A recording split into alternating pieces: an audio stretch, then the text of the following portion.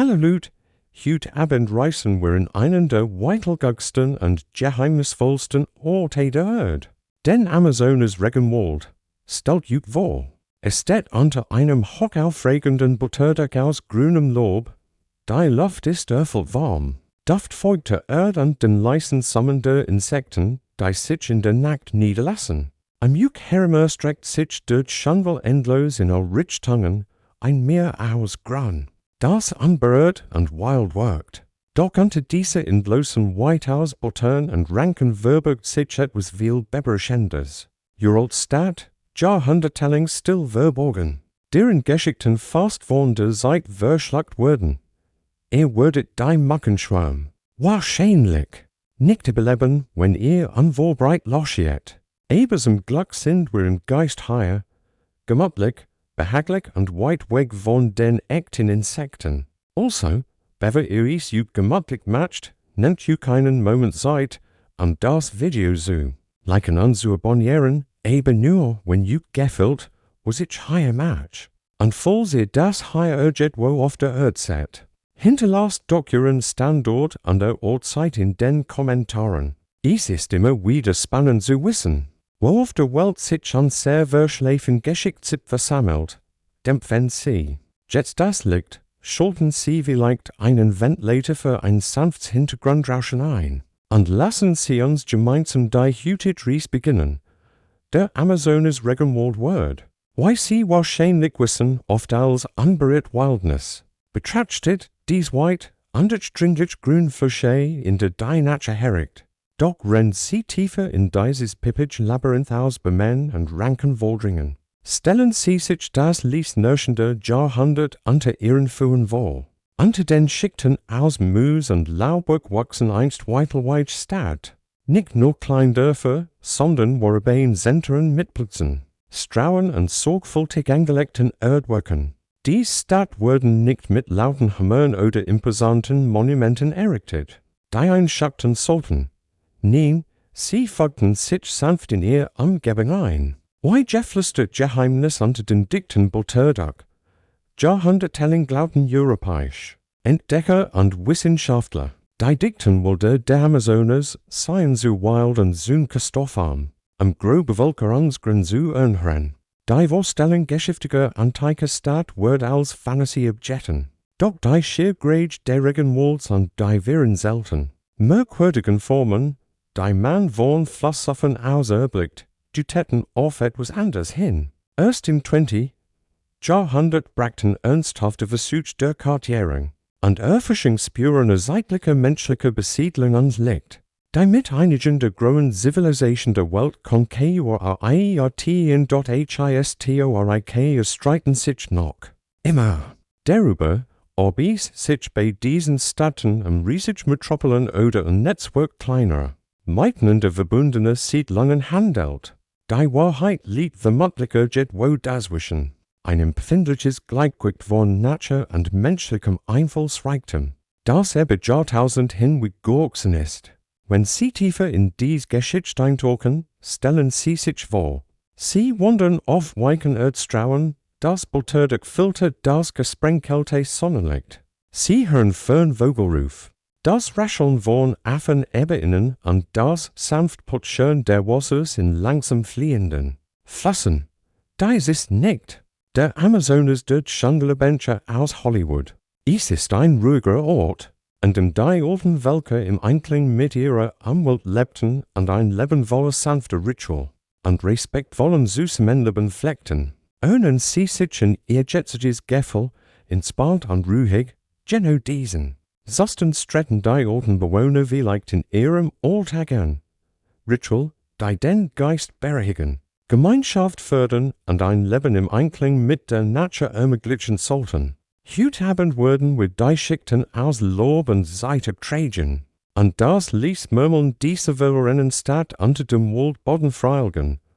Asterisk CSCH Lapfen, in die staubigen Fußstapfen der von Entdecker, jene unerschrocken Seelen, die als erst Hinweis auf dies verlorenen Städte blickten. Das Puzzle jedoch nicht vollständig zusammenfügen konnten. Stellen Sie sich einen Couchhugsifer Anfang der 20. Jahrhunderts vor. Der sich durch dichts unter Holzschild. Die Luft folgt und der Scarf duft der Latex der Kautschuk in der Luft. Dies Arbeiter gehaben zu den ersten Auens der Händen. Die Salzen musste im Boden bemerkten, kreisförmig Wörterfangen, drod Linien. Die sich durch den Schangel sorgen an Salzem Hügel. Die nicht so recht in die nataliche Landschaft passten. Is war, als flüstert der Wald unter seiner Grunnen der Geheimnis.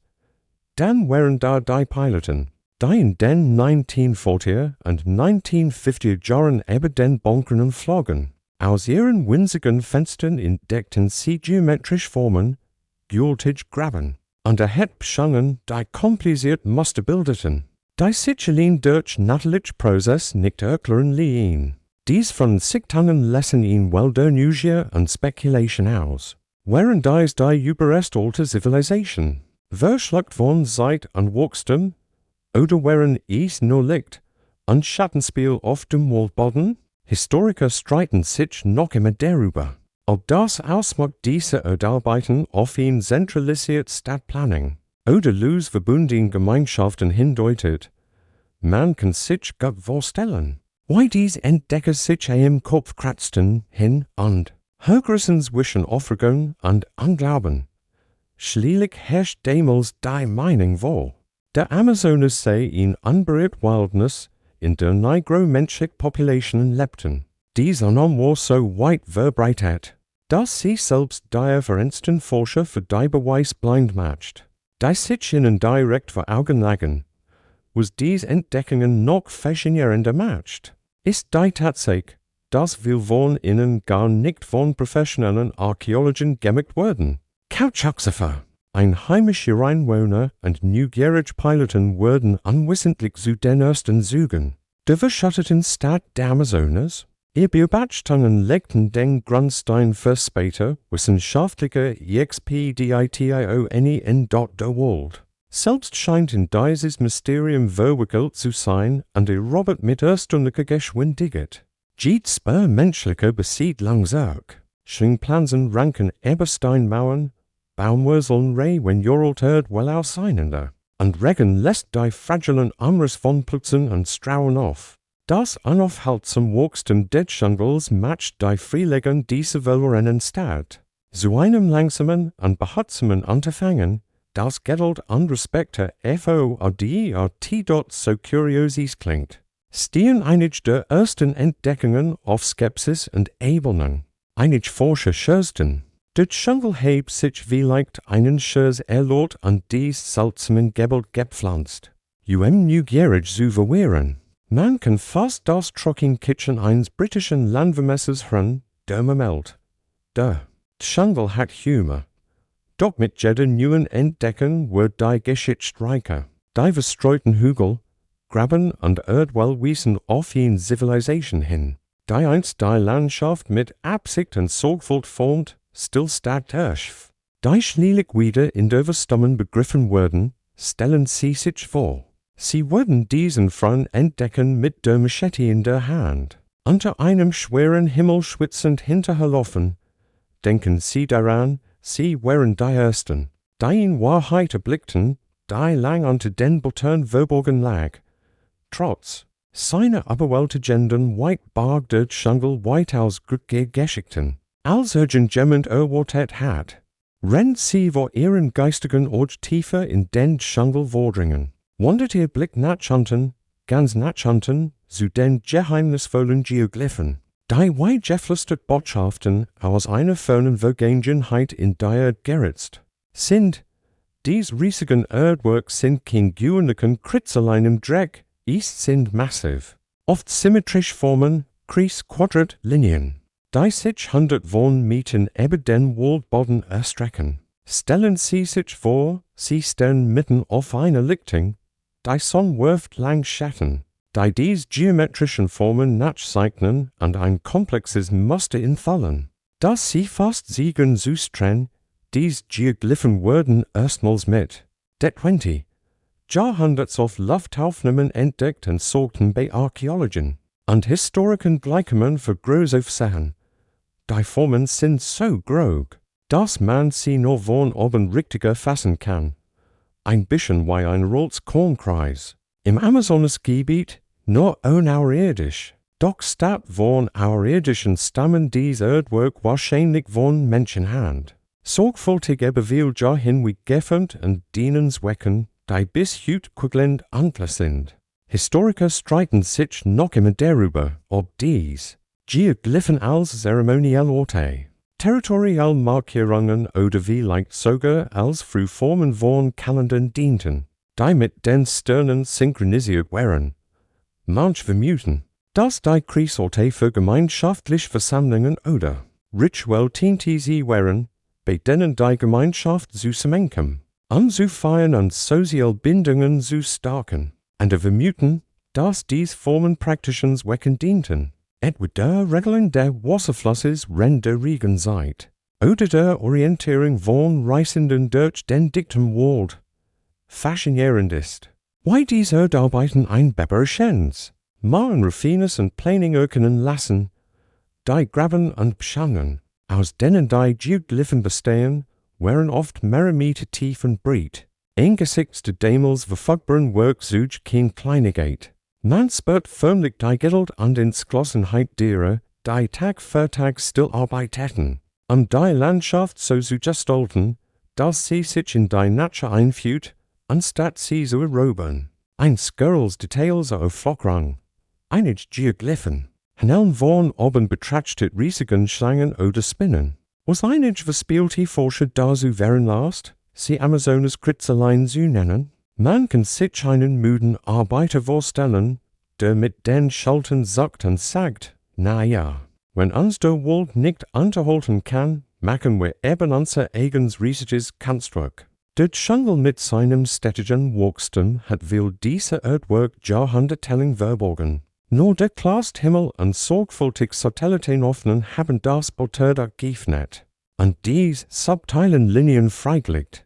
Als man versteckt Stickmuster in einer riesigen grünen Skeptik entdeckt, stellen sie sich, wo sie basieren, entlang dieser uralten Wohl und denken sie daran, wie sehr sich diese Ausdrucksform von den hochaufregenden Pyramiden oder imposanten Steintempeln anderer antiker Zivilisation unterscheidet. Hier flüstern Kunst und Architektur, als dass sie schreien. Und verschmelzen sanft mit der Umgebung wie ein sanften Debüt dessen Jeans schlaflied. Asterisk, wenn man tiefer in diese imaginäre Welt unter dem BLTTERDACH der Amazonas eintaucht, spürt man den sanften Puls der antiken Stadt, riesig und weitläufig, doch verborgen unter jahrhundertealten Dschungel. Die Stadt sind nicht nur kleine Sammlungen von Hütten oder verstrüht Dörfer. Nein. Es sind komplexe Beinzentren, kunstvoll gestaltet und berechend groß. Ich grundres Zügen von durchdachter Planung und tiefem Respekt für diese umgebende Umwelt. Man kann meinen, die Menschen der Amazonas lebten in einfachen, isolierten Gemeinschaften, doch neue Entdeckungen erzählen ihnen eine Geschichte.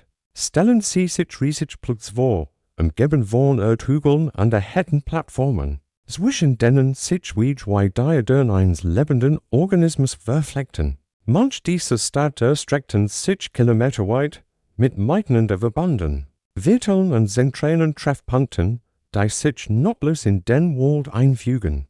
Die Stadt wurden mit einer sogenannten weichen Architektur erbaut, Konstruktionen, die Landschaft nicht dominieren, sondern mit ihr verschmelzen. Statt schwere Steinpyramiden oder hochaufregende Monumente formten die Bewohner der Erde selbst.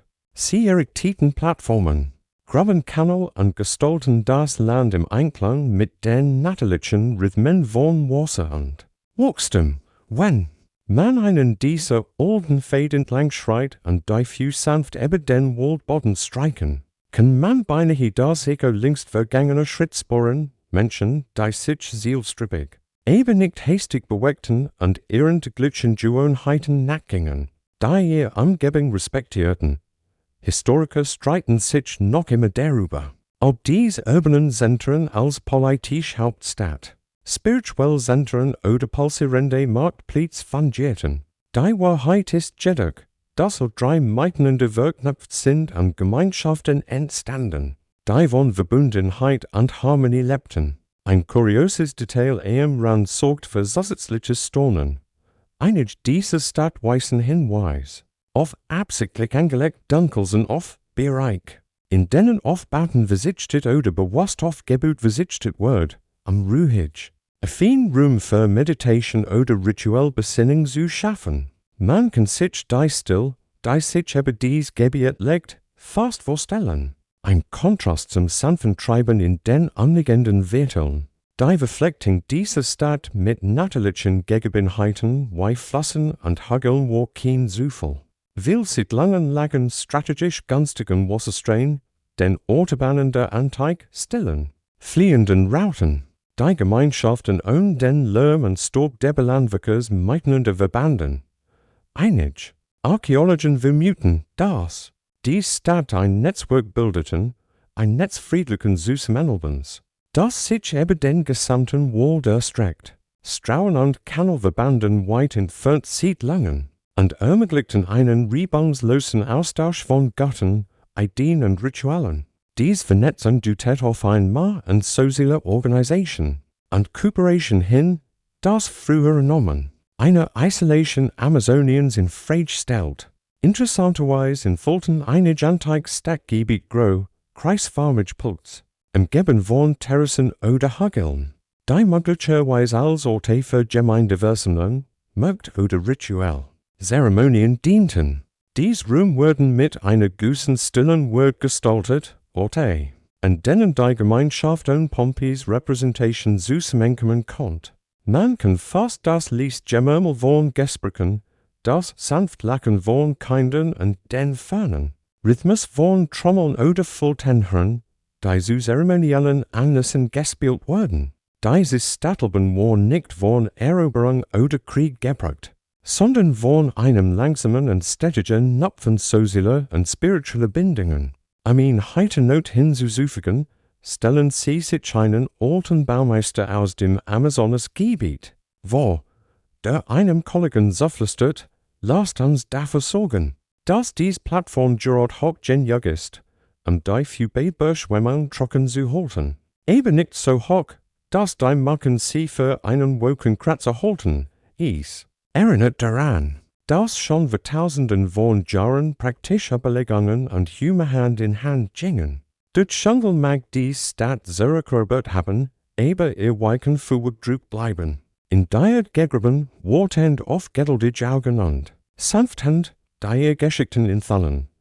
Asterisk stellen sie sich vor, sie wandern durch die Stillen, von Jeffhampton Stadt und denken sie daran. Wie sehr sich dieses Erlebnis von den geschichtlichen Metropolen berühmter Imperien der Geschichte unterscheidet. Hier lag der Fokus darauf, sich mit der Natur zu verschmelzen, statt sie zu beherrschen. Die Menschen formten den Wald sanft, und die Stadt wuchsen wie lebende Organismen. Nicht wie Monster aus Stein und Stahl, doch die urbanen Zentren waren nicht nur Ortesen leben. Sie verkörperten in Philosophie, in Uralt Weisheit der Amazonas, die Gleichgewicht, Geduld und Respekt verstand. Dies Lektion wirkt noch heute nach, wenn wir darüber nachdenken, was moderne Stadt von diesen sanften Riesen der Vergangenheit lernen können, stellen sie sich die Stadt in der Abänderung vor. Die Sonne scheint durch das Blätterdach und wirft lang Schatten auf die erdigen Putz. Sie hören das Lied Putschern von Wasser, als jemand Lied auf einem Nahegeligen Fluss paddelt. In der Fern versammelt sich in Gruppe ein sanft glänzendes Feuer. Mit leisen, ruhigen Stimmen erzählt sie Geschichten, die über Generationen hinweg überliefert wurden. Dies ist der Rhythmus der verlorenen Stadt Amazoniens, ein langsamer, stetiger Puls unter dem Grund, in still Civilization, not loose in das Gewied der Walls eingraben. Sie setzen ihren stillen Spaziergang durch den dichten Amazonas fort. Doch nun schweift ihr Blick nach oben, gen Himmel. Hier sind moderne Augen, die von Satelliten, die hoch über der Erde kreisen, die neuen Entdecker geworden und entfallen. Geheimnis, die einst unter dem dichten Blätterdach des Jungles verborgen waren. Stellen Sie sich das Lied zusammen eines Satellitenkamera vor. 100 von Kilometern über uns. die den Walden für das menschliche unsichtbaren Wellenlängen abtastet. Es ist dies Technologie, die uns Verständnis der verborgenen Vergangenheit der Amazonas revolutioniert hat und schweig Hinweis in lebendig Karten, alte Zivilisation verwandelt, Satellitenbilder, insbesondere der Einsatz von LiDAR, Light Detection und Ranging, ermöglichen Forschen, Durchbilder und Geist zu sehen, in dem Seelesepuls vom Boden abrollen lassen und die Rückkehrseiten messen. Das Ergebnis? Detailliert, dreidimensional Bilder der Waldbodens entstehen, sie in vollen Strauen, erarbeiten und ganz Stadt, die bislang für immer verloren geglaubt werden. Es ist wie ein Röntgenblick für den Jungle, der Strukturen enthält, die kein Mensch so früh leicht erkennen kann.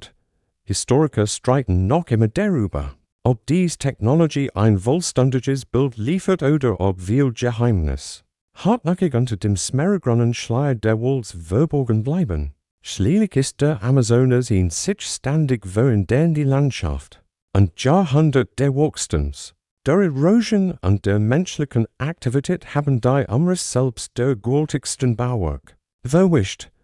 Bemerkenswert ist, weil die existenzkomplexer urbanen Netzwerkbestheit und damit Ultimithen vom Amazonas als unbeirrter von der Zivilisation unbeirrter Wildnis widerlegt hat.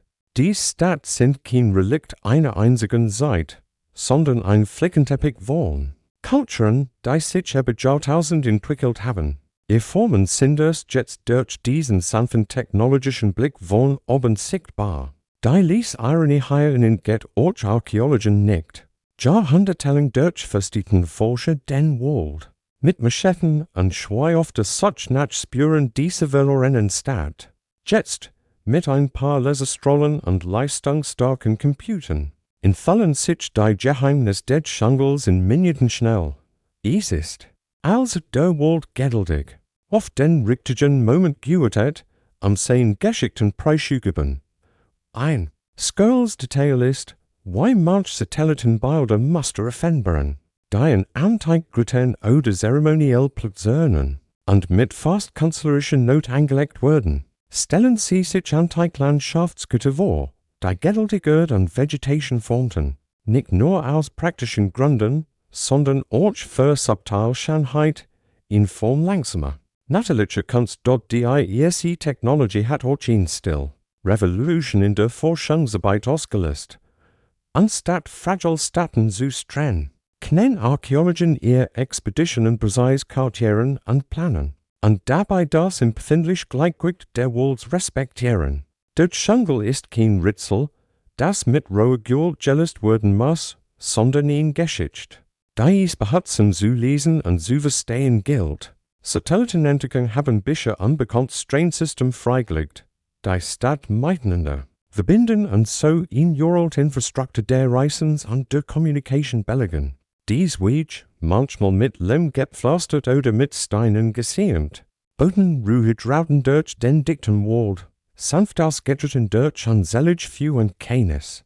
Man kann lächeln, wenn man sich den ersten Archäologen vorstellt, der dies Satellitenbilder sah und denkt, der Amazonas war also nicht nur ein Ort, an dem man sich verirren konnte, war ein Netz verschlafener Autobahnen.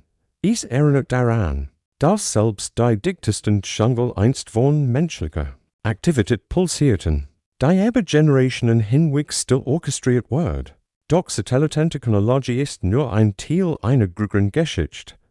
Ein Beispiel dafür, wie modern Werkzeuge die Vergangenheit beliebten, können, ohne ihren natürlichen Rhythmus zu trennen.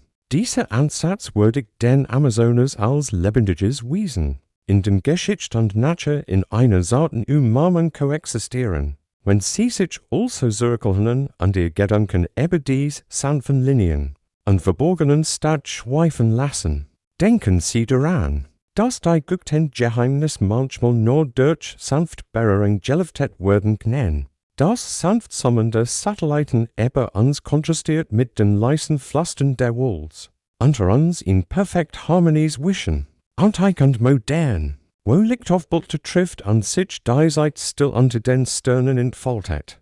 Dies ist die neugrenzte Amazonas Archäologie, die still respektiert und geduld worden lässt. Gelatet von einer Technologie, die sieht, eben nicht, stört.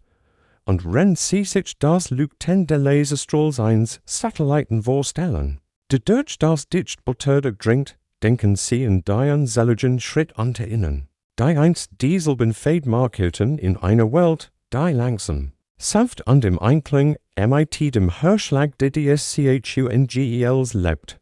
Asterisk du gehst immer weiter, voran, tiefer in die sanften Folgen der Geschichte. An den Gedanken beginnen sich auf die Menschen zu konzentrieren. Die vergessenen Erbauer dieser verlorenen Städte. Stell dir vor, wie ihr Erd formten, Kanalbauten und Mitwerk suchen aus Holz- und Steinplattformen errichteten. Im Rhythmus ihrer Arbeit Jemison und gemächlich. Dies waren kein gewaltigen Kaiser oder rücksichtslosen Eroberer, sondern ganz normal Menschen, die still im Einklang mit dem Puls des Jungles lebten. Wo waren dies Amazonas-Bewohner? Dies Frage lillt noch immer zu lebhaften Debatten unter Historikern und Archäologen ein. Manche vermuten, sie seien Nachkommen indigener Gruppen gewesen, die über Jahrtausend ausgefeilte Techniken adaptierten und so in Zivilisation schufen, die einzigartig in den Regenwald angepasst war. Und argumentieren, sie seien Teilgruppierer. Migrations wollen gewesen, die Wissen und Kultur aus fernen Regionen mitbrachten und langsam ein Muster der Lebens durch den riesigen Wald wetten. Klar ist, dass Beziehungs im Land sanft und wechselseitig war. Im Gegensatz zu vielen antiken Zivilisationen, die Landschaften aggressiv und gestalteten, arbeiteten diese Erbauer mit der Natur und formten ihr Stadt so, dass sie sich den Konturen von Flüssen, Hügeln und Lernen passen. Dies ist in Form langsamer, durchdachter Architektur erarbeiten, die mit dem Jungle atmen. Anstatt gegen in sie kämpfen, in Skirl tatsächlich dies Wort ist. Soll zu werden, einige Forscher glauben, dass dies Erbauer möglicherweise in Art-Jahrhundert Landwirtschaftstechnik anwendeten. Beide bestimmt Pflanzen in einem halb domestizierten Zustand rund um ihr Hause gedeihen konnten. Stellen Sie sich einen Gürtel vor, der den Jungle selbst pflegt und Wilden bemannt und ranken Nahrung. Und Medizin entlockt in Praxis die Kultivierung mit Naturschutz verbindet. Das tägliche Leben dreht sich wahrscheinlich um Routinen und gemeinschaftlich Versorge. Sanft Zeremonien markierten den Rhythmus von Pflanzung und Ernte, den Wechsel der Jahreszeiten und den Kreislauf von Leben und Tod. Dies Ritual waren kein großen Spektakel, sondern in Time Zusammenkunft, die Verbundenheit und Frieden fördern. Sollten, Historiker streiten sich noch immer darüber, ob dies Gemeinschaften ihn zentralisiert Vorrang hatten, oder als Netzwerk verwandtschaftlicher Gruppen in losen Allianzen agierten. Ist belegt dafür, dass die Entscheidungsfindung dezentralisiert gewesen sein kann und sozial Harmonie durch gemeinsame Traditionen als durch strenge Hierarchien erreicht wird. Es ist faszinierend, sich einen Dorfel testen vorzustellen, der auf einem geschnitzten Holzhocker sitzt und den jüngeren Mitgliedern ließ ratschlägt, wann bestimmt Feldfrüchte angeboten werden sollten, oder wie die Subteilen an Zeichen von wetternder Angeln zu deuten sind. Kein lauten Wirken diegingen, nur wie Scheit, die ließ über Generationen weitergegeben wird. Die Expertise der Baumeister beschränkt sich nicht nur auf das Bauen. Ihr Wissen über die Ökologie des Jungles wird tiefgreifend, sie verstanden ist, Wasser mit Kangeln und Stauseen zu bewirtschaften, Beschwemmung zu verhindern und Flussaufzustauen und fischfreundlich Lebensraum zu schaffen, die ihr Nahrungswürdig sicherten. In einigen Gebieten haben Archäologen Hinweise auf Terrassen und Hochfelder gefunden. Raffinierte Veranderungen, die Boden Fruchtbarkeit und Entwässerung verbessern, Frühbeispiel nachhaltiger, auf Dauer angelegte Landwirtschaft. Ein heiterer Moment kann es sein, sich einen Bauarbeiter vorzustellen, der mit einem Nachbarn schürzt, wenn wir den Affen nur beibringen könnten, dies Baumstämme zu schleppen, rennen wir in der Hälfte der Zeit fertig. Natürlich hatten die Affen wahrscheinlich ihr eigenen Plan und schwangen völlig durch die Bühne, gleichgültig gegenüber menschlicher Arbeit.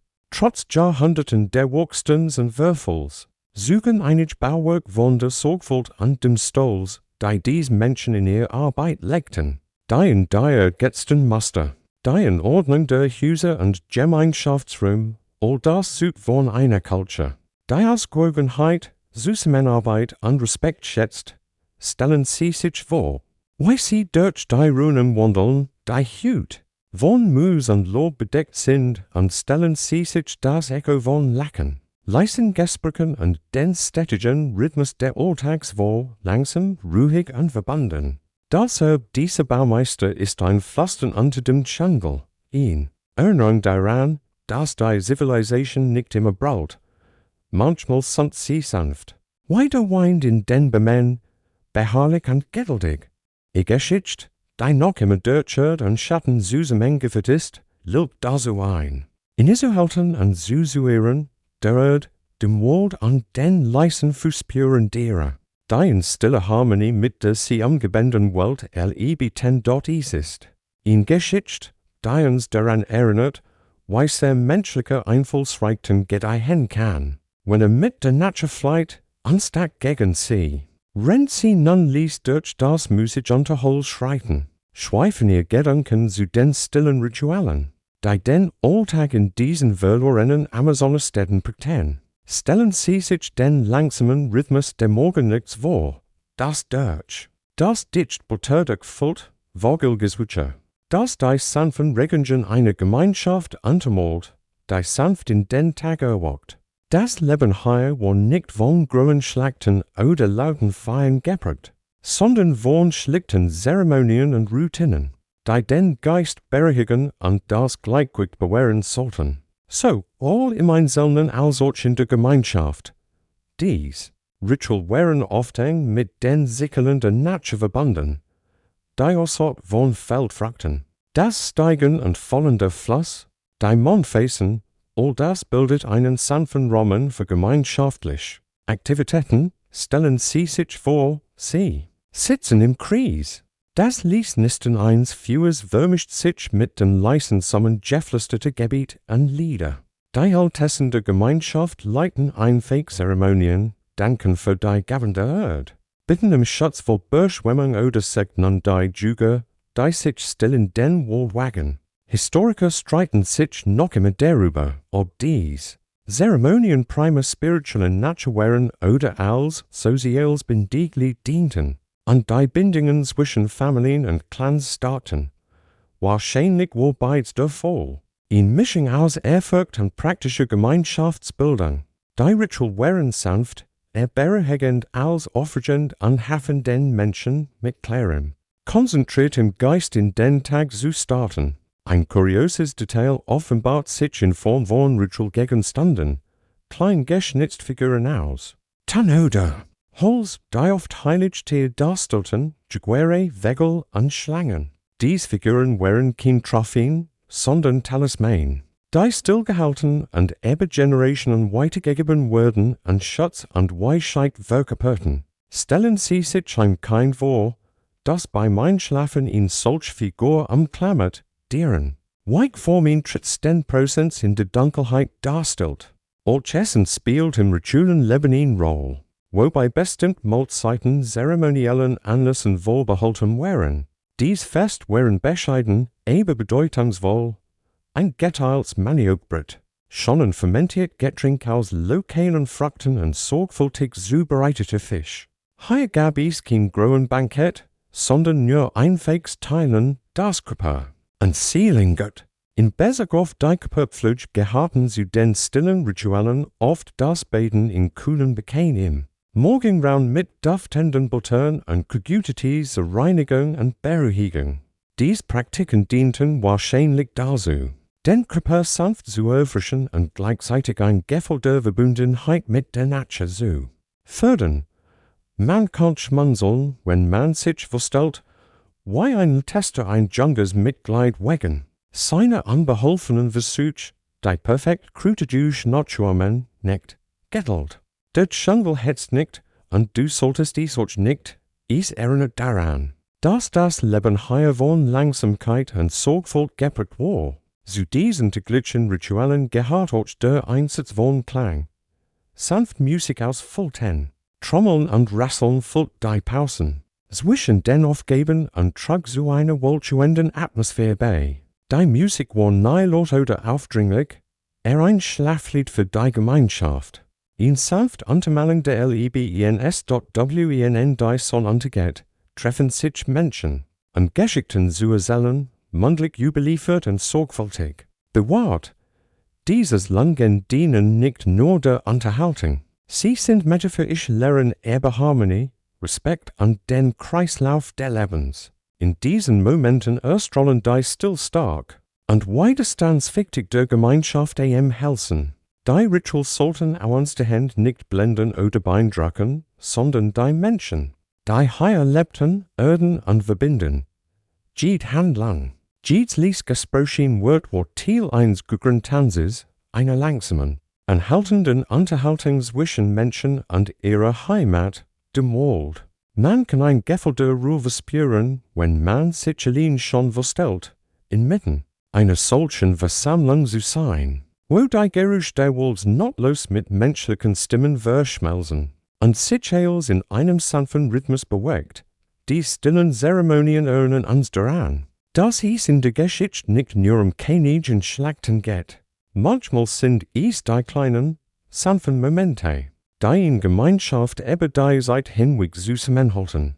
Rennen Sie tiefer in diese Geschichte eintauchen. Lassen Sie den ruhigen Geist dieser Ritual ein Wohndeck über Sie kommen und Sie einladen, sich auszuruhen, nachzudenken und vielleicht sogar sanft von den verlorenen Städten unter den Buttern der Amazonas. Zu human.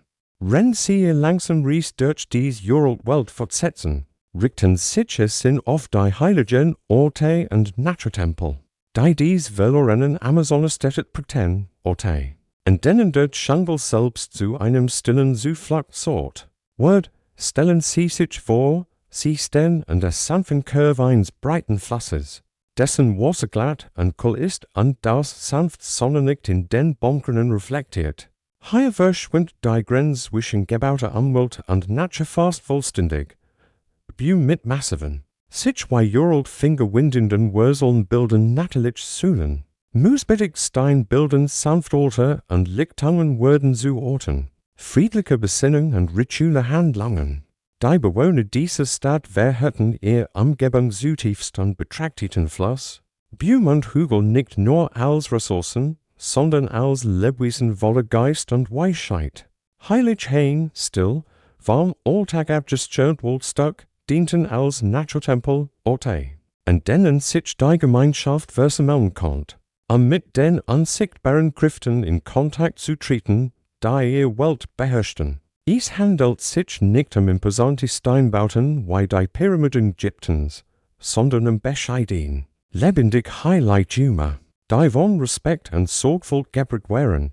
Historiker streiten sich noch immer darüber, ob dies heiligen Orte in erster Linie spirituellen Rücksichtsorten, Orten für gemeinschaftliche Zeremonien oder beidem dienten. Wahrscheinlicher füllten sie mehrere Funktionen und verbanden auf sanftwies. Das praktisch mit dem Mystischen. Einige Wissenschaftler vermuten, das bestimmt Baum, wie leicht hochaufregende Siebes oder Palmen, als Worte der Welt galten und ihr Präsenz im Mittelpunkt von Ritualen der Heilung, Fruchtbarkeit oder des Schatzes stand.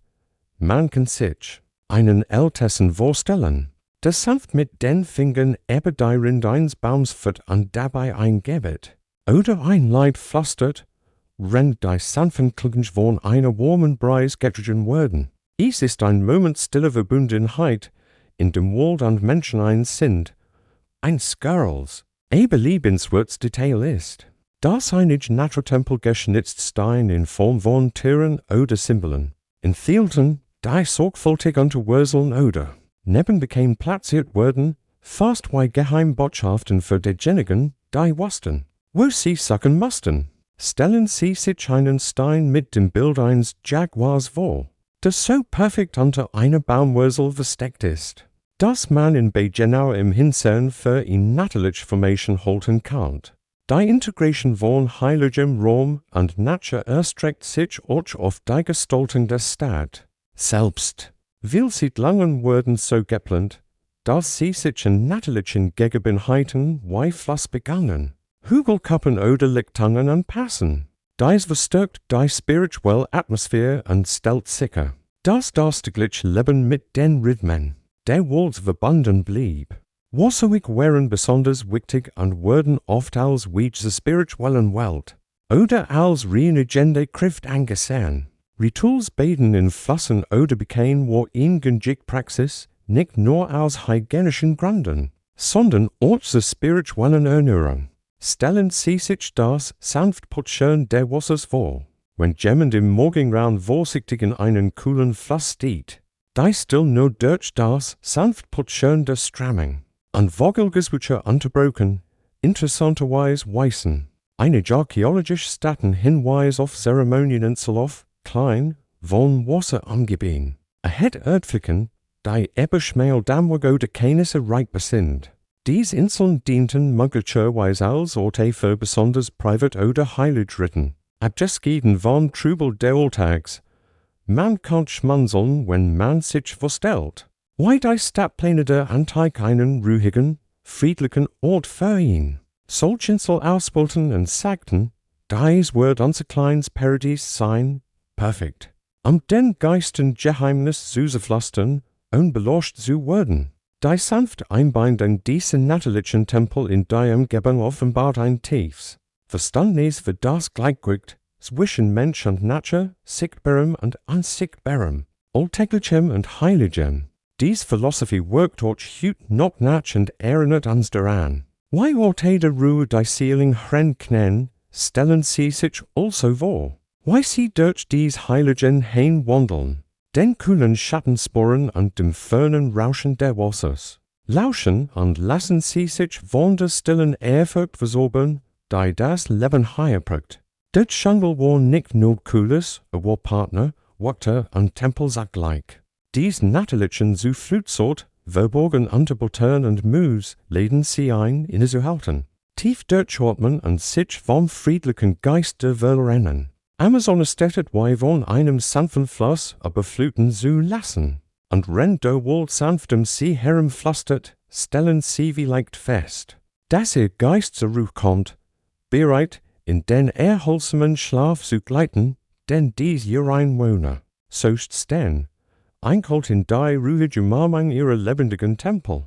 Sie gehen langsam weiter, sporen den weichen Schangelboden unter ihren imaginären Schritten, und ihr Gedanken schweifen zu den raffinierten Nahrungsmittel und den Baumethoden, die dies verlorenen Stadt im Amazonasgebiet ihren Leben erhielten, entgegen der langgehegten Annahme, dass die kargen Betten der Amazonas niemals in dicht Bevölkerung tragen könnten, entwickelten dies alten Völker raffinierte, stillweg. Dort reichten sie in Glocken, und das natürlich Gleichgewicht. Zu sistren oder die Ruhe der Welt zu stellen, stellen sie sich in sanft abfallenden Terrace vor, die aus dem unebenen Boden des Jungles herausgearbeitet und mit reichhaltiger, dunkler Erde bedeckt ist, die sorgfältig aufgeschattet wird, Fugticket und Gustav zu speichern. Diese Hettenfelder und Erdwerk waren kein großen landwirtschaftlich Komplex, sondern behutsam Anpassungen, die auf saisonale Beschwemmung und Gustavkreislu abgestimmt waren. In dem See Feldfrüchte eben das Hochwasser. Hoppen konnten die alten Amazonasbewohner ihren Nahrung für gelegentlichen regenvollen schätzen, die sonst empfindlich Pflanzen ertrunken oder wegspülen könnten. Historiker streiten sich noch immer darüber, ob diese landwirtschaftlichen Techniken unabhängig voneinander entwickelt oder von fernen Kulturen beeinflusst wurden. Klar ist jedoch das tiefgreifend ökologische Verständnis, das ihren Methoden zugrunde liegt. Der Wald selbst wird als Partner gesehen, nicht als Feind, denn ist zu besiegen Gold. Ein faszinierendes Detail, wie bauende Antike praktizierten Waldjätnere, in langsam und nachhaltig Form der Landwirtschaft, die das Wachstum nützlicher Pflanzen inmitten der wilden Bäume fördert. Stellen Sie sich vor, Sie pflegen ein Schangelstück in demnächst Boom. Heilkräuter und Grundnahrungsmittel maniok nebeneinander wachsen. Und so die vielschichtige Komplexität der natürlichen Welt nachkommen.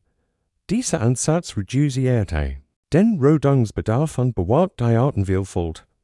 Ein sanfter Hinweis auf Nachhaltigkeit. Lang bewährter Begriff gebraucht wird. Essen war nicht nur eine Notwendigkeit, sondern ein Ritual der Fürsorge, verwoben mit den Gefühlen der Gemeinschaftslebens. Diant und Zubereitung der Mahlzeiten folgten sanften Rhythmen. Frucht im Morgengrauen flacken. Maniok sorgfältig zu Mehlmollen und Fisch langsam kleinem Feuer braten. Dies alltäglichen Handlungen verbanden die Menschen mit den Sickeln der Natur und miteinander. Tatsächlich waren viele Speisen auch Teil der Ritualen Lebens. Wurden verbesserte Zeremonien reserviert oder bei gemeinschaftlichen Zusammenkünften geteilt. Der Geschmack von schon fermentierten Fruchttrunken oder die subtile Bitterkeit von Maniokbrot weckten Erinnerungen und Tradition und Ehrfurcht, stellen sie sich ein Kind vor. Das geduldig Süßiert, weit altern ein traditionelles Essen. Zubereiten und dabei nicht nur Rezept, sondern auch Geschichten und Begott lernen. Die still weitergeben von Wissen über Generationen hinweg. Wassermanagement war ein weiterer wichtiger Aspekt der Lebensmittelprodukte. Sorgfältig angelegt Kanal und Stauseen, die Regenwasser auffangen und speichern, sorgten dafür, dass die Pflanzen auch in trockeneren Monaten ausreichend mit Stoffen versorgt waren. Dies Merkmal unterstützten auch die Fiskpopulation und lieferten ihnen zuverlässig Proteinquellen, die ergänzt. Man kann lächeln, wenn man sich einem Bauern aus alter Zeit verstellt, der einem Nachbarn wird es nicht Platz für die zu Kartoffeln zu lassen, sie sind. Die kleinen Schätze der Welt, es erinnert daran, dass die Beziehung zwischen Mensch und Pflanzen und respektvoll war. Das schier Ausmacht dieser landwirtschaftlichen Netzwerk deutet darauf hin, dass die Lebensmittelprodukte hoch organisiert war und nicht nur Kleindörfer, sondern auch florierende Stadtzentren versorgt. Doch diese Organisation war weder streng noch mechanistisch, es war langsam. Gemeinschaftliche Anstrengung, getrieben von Wissen, Geduld und Sorg FALT.STLLEN sich war. Weil sich der Duft von gerstem Maniok mit der frischen Schangeluft vermischt, ansporen sie die Sanftgebigenheit einer Gemeinschaft. Die von Erd und Wasser gehört wird und deren Leben im Einklang mit dem sanften Puls der wachsenden Städte. Dies uralten landwirtschaftliche Praktiken stellen moderne Vorstellungen über die Vergangen. Heute der Amazonas in Frage stellen sie sich stadtkarge, unbeirrte Wildnis in sorgfältig gepflegt, lebendig Landschaft vor, in uralt Gartenstadt, in der Nahrung. Natur und Gemeinschaft sieht wachsen. Der friedlich Einfallsreichen dieser verlorenen Stadt pflastert. Über die Jahrhundert hinweg und lillt sie ein, innezuhalten. Der Atmen und die Stillkunst der Lebens im Einklang mit dem Land zu schätzen. Und rende Gedanken mit den Duffen und Geräuschen dieses uralten Gehafts dahin treiben. Lassen sie sich von den ruhigen Rhythmen von Pflanzung und Ernte tiefer in die Geschichte eintauchen und vielleicht, nur vielleicht, in einen friedlichen Schlaf unter dem Dach der Geschichte. Rennt sie ihr gemütlich Ries durch die Überreste dieser verlorenen Amazonenstädte fortsetzen, richtet sich ihr Aufmerksamkeit nun auf die Kunst der langsamen Architektur, die subtile Art und Weise, wie die Bewohner ihr Wohnraum so gestalten, dass sie sich sanft in den Wald einfügen und die Umgebung mit Sorgfalt und Absicht prägten. Stellen sie sich Hügel vor, die sich nur wenig Meter über den Schangelboden erheben, deren sanft Hinge mit Moos und Ranken bedeckt sind, statt hochaufregender Steinmonument, die Nachaufmerksamkeit schreien. Es waren WOHN und Gemeinschaftsgub, die nicht dominieren, sondern harmonieren sollten. Die Architektur basierte auf Zweckwicket und einem tiefen Verständnis für die Rhythmen der Welt.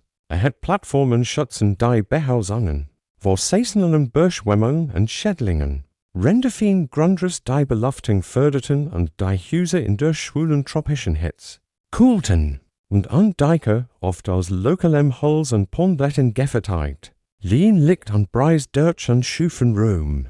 Die sich lebendig anfolten und mit ihren Bewohnern abmetten. Historiker streiten sich noch immer darüber, ob die Bauweisen streng traditional wären oder ob sie Einfluss benachbarte Kulturen einschlossen. So oder so entsteht ein Bild von Architekten als lebendiger, sich entwickelnde Praxis, eine Praxis, die Nutzen an Schönheit, ein Fatschheit an Subtilit gleichermaßen respektiert. In Besonderheit liegt in der Verwendung natürlicher Materialien, die in mutig alterten. Beispielsweise werden termitenresistent Halse und natürlich wasserabweisend Bult te bewerkt. Include die Häuser ohne moderne Chemikalien intakt hielt. Stellen Sie sich einen Bauarbeiter vor, der ein besonders robustes Pombut betrachtet und Sustament nicht.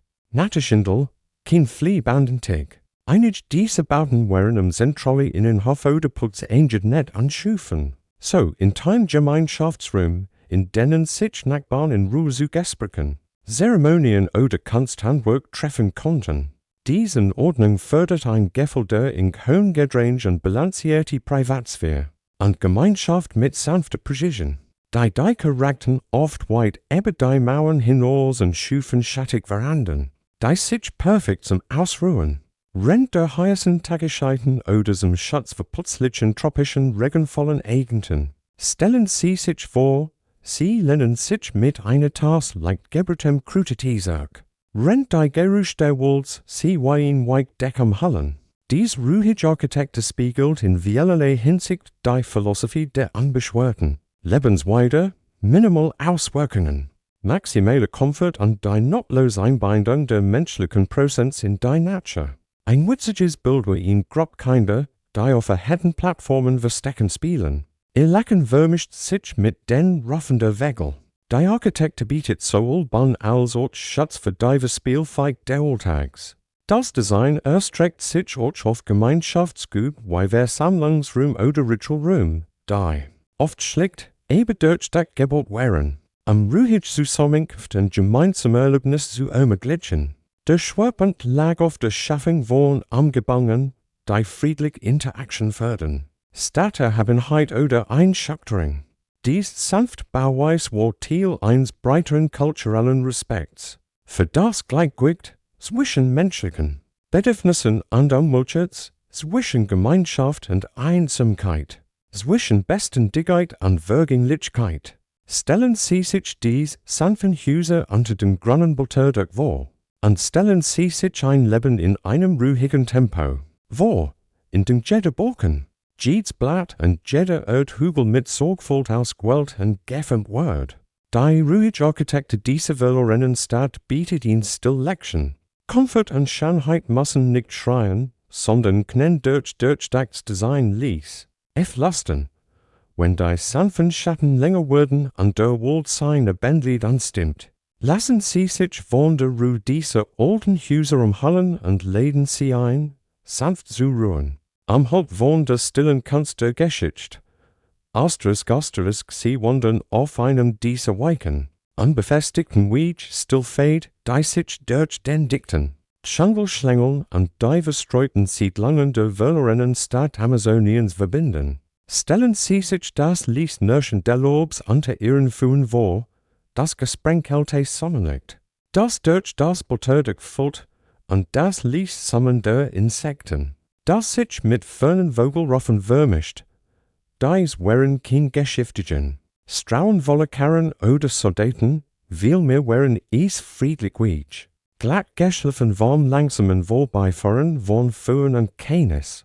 Die alten Strähnetz sind ein bemerkenswertes Zeugnis für den Einfallsreichtum dieser Waldbewohner, die unter sorgfältiger Berücksichtigung der natürlichen Geländes angelegten Weg folgten oft Hechenrücken Hochwassergebiet zu meiden und wären manchmal von niedrigen Dümen oder Steinmarkierungen gesäumt, stellenweise ermöglichten die Reisenden, Feuchtgebiet zu durchqueren und im Schlamm zu versinken. Historiker streiten sich noch immer darüber, ob die Strauen in erster Linie dem Handel, Ritualenprozessionen oder der einfachen Fortbewegung zwischen Gemeinschaften dienten.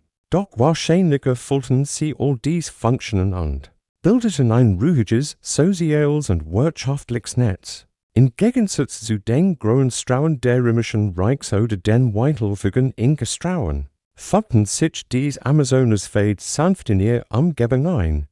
Sie sollten nicht dominieren, sondern ihn sanft Vorbeugung durch den Wald ermöglichen. Stellen Sie sich einen Reisenden vor, der gemächlich auf einer solchen Strau unterwegs ist und gelegentlich hält, einen blahenden Baum zu bewundern oder dem Rascheln der Affen zu lauschen. Ein kurioses Detail, manch Strauen scheinen zeremoniell Bedeutung zu haben und von einer heiligen Stadt zu nächsten zu führen. Entlang dieser Routen markierten Kleinsteinschrein oder geschnitzt Fossen möglicherweise Meilenstein oder dienten als Orte der stillen Besinnung. Stellen Sie sich einen Reisenden vor, der in einem dieser Orte innehält, ein leises Gebet spricht oder einen Moment der Dankbarkeit empfindet, bevor er weitergeht. Dies Strähnetz ermöglichten wahrscheinlich den Austausch von Gottenweih Lebensmitteln, Töpferwaren, Werkzeugen und Ritualgegenständen zwischen Siedlungen und förderten so ein gemeinschaftsvoll und in Zusammenarbeit und den Lärm oder die alte Eroberung. Der Sanfthandel entlang dieser Weg süd von einer Kultur, die Verbundenheit und Ausgeglichenheit schätzt, stellen Sie sich die langsamen, rhythmischen Schritt der Händler vor, die KKRB wollen Maniok und Fisch tragen, ihr Gespräch, verschmelzen mit den Geräuschen der Welt. Man kann die ungeswungen Kameradschaft, das gemeinsam Wissen, das von Dorf zu Dorf weitergegeben wird, förmlich spüren. Man schert irgendwann wasserwig die Strauen und dienten als ruhig Weg. Für keines, die lautlos auf Flossen und bekam die Glitten. Zusammen bildeten dies Routen ein Netz der Verbindung, das hieß den alten Welken Amazoniens ermöglicht, aber weit entfernt hinwiegen Harmonie zu leben. Ist steht ein Besselburns Bild von einem Altessen, der einem jungen Reisenden liesret, beeil dich nicht, der Wald leert geduld. Gellies, sprich lies, und du wirst deinen Weg finden.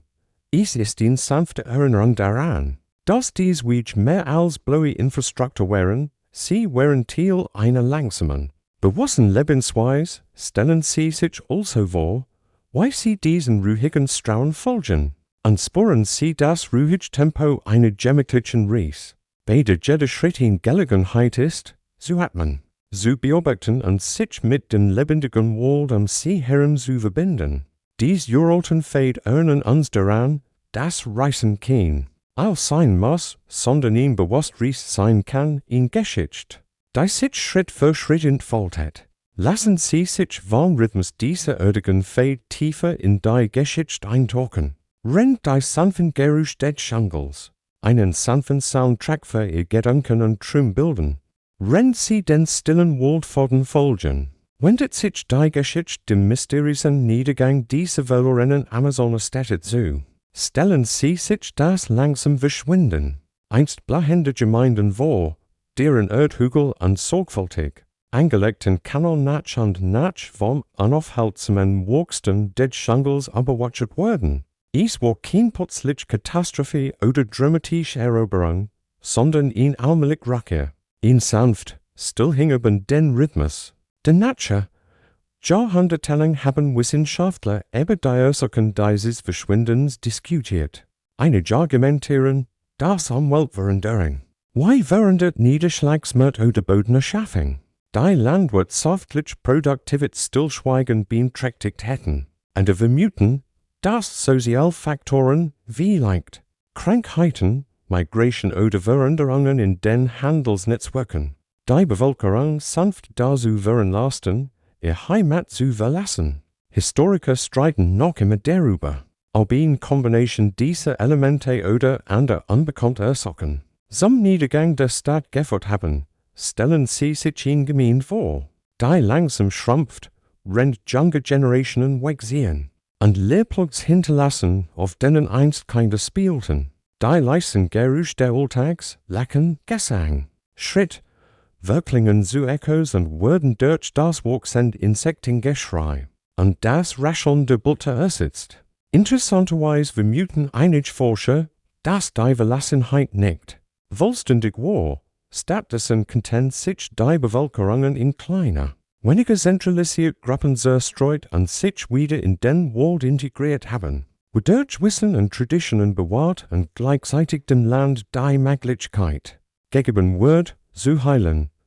Man kann sich einen Ältesten vorstellen, der mit stiller Akzeptanz über die leeren Felder blickt und flüstert. Der Wald holt sich zurück. Was er braucht, über die Geschichten bleiben. Dies Perspektiv stellt den Niedergang nicht als Versagen dar, sondern als Teil eines natürlichen Kreislaufs, ein Auf und Ab zwischen menschlicher Besiedlung und Wildnis. Ein weiterer sanfter, aber faszinierender Gedanke ist, dass einige zeremonielle Städten auch nach der Verlassenheit der Städte weiterhin besucht werden.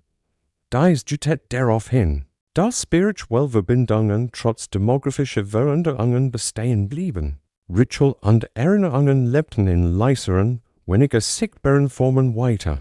Der Jungle selbst scheint in diesem sanften Verschwinden beteiligt gewesen zu sein. Sein Ranken und Wurzeln am Hallen allmählich die Strukturen und machen sie zu einem Teil der lebendigen Walls.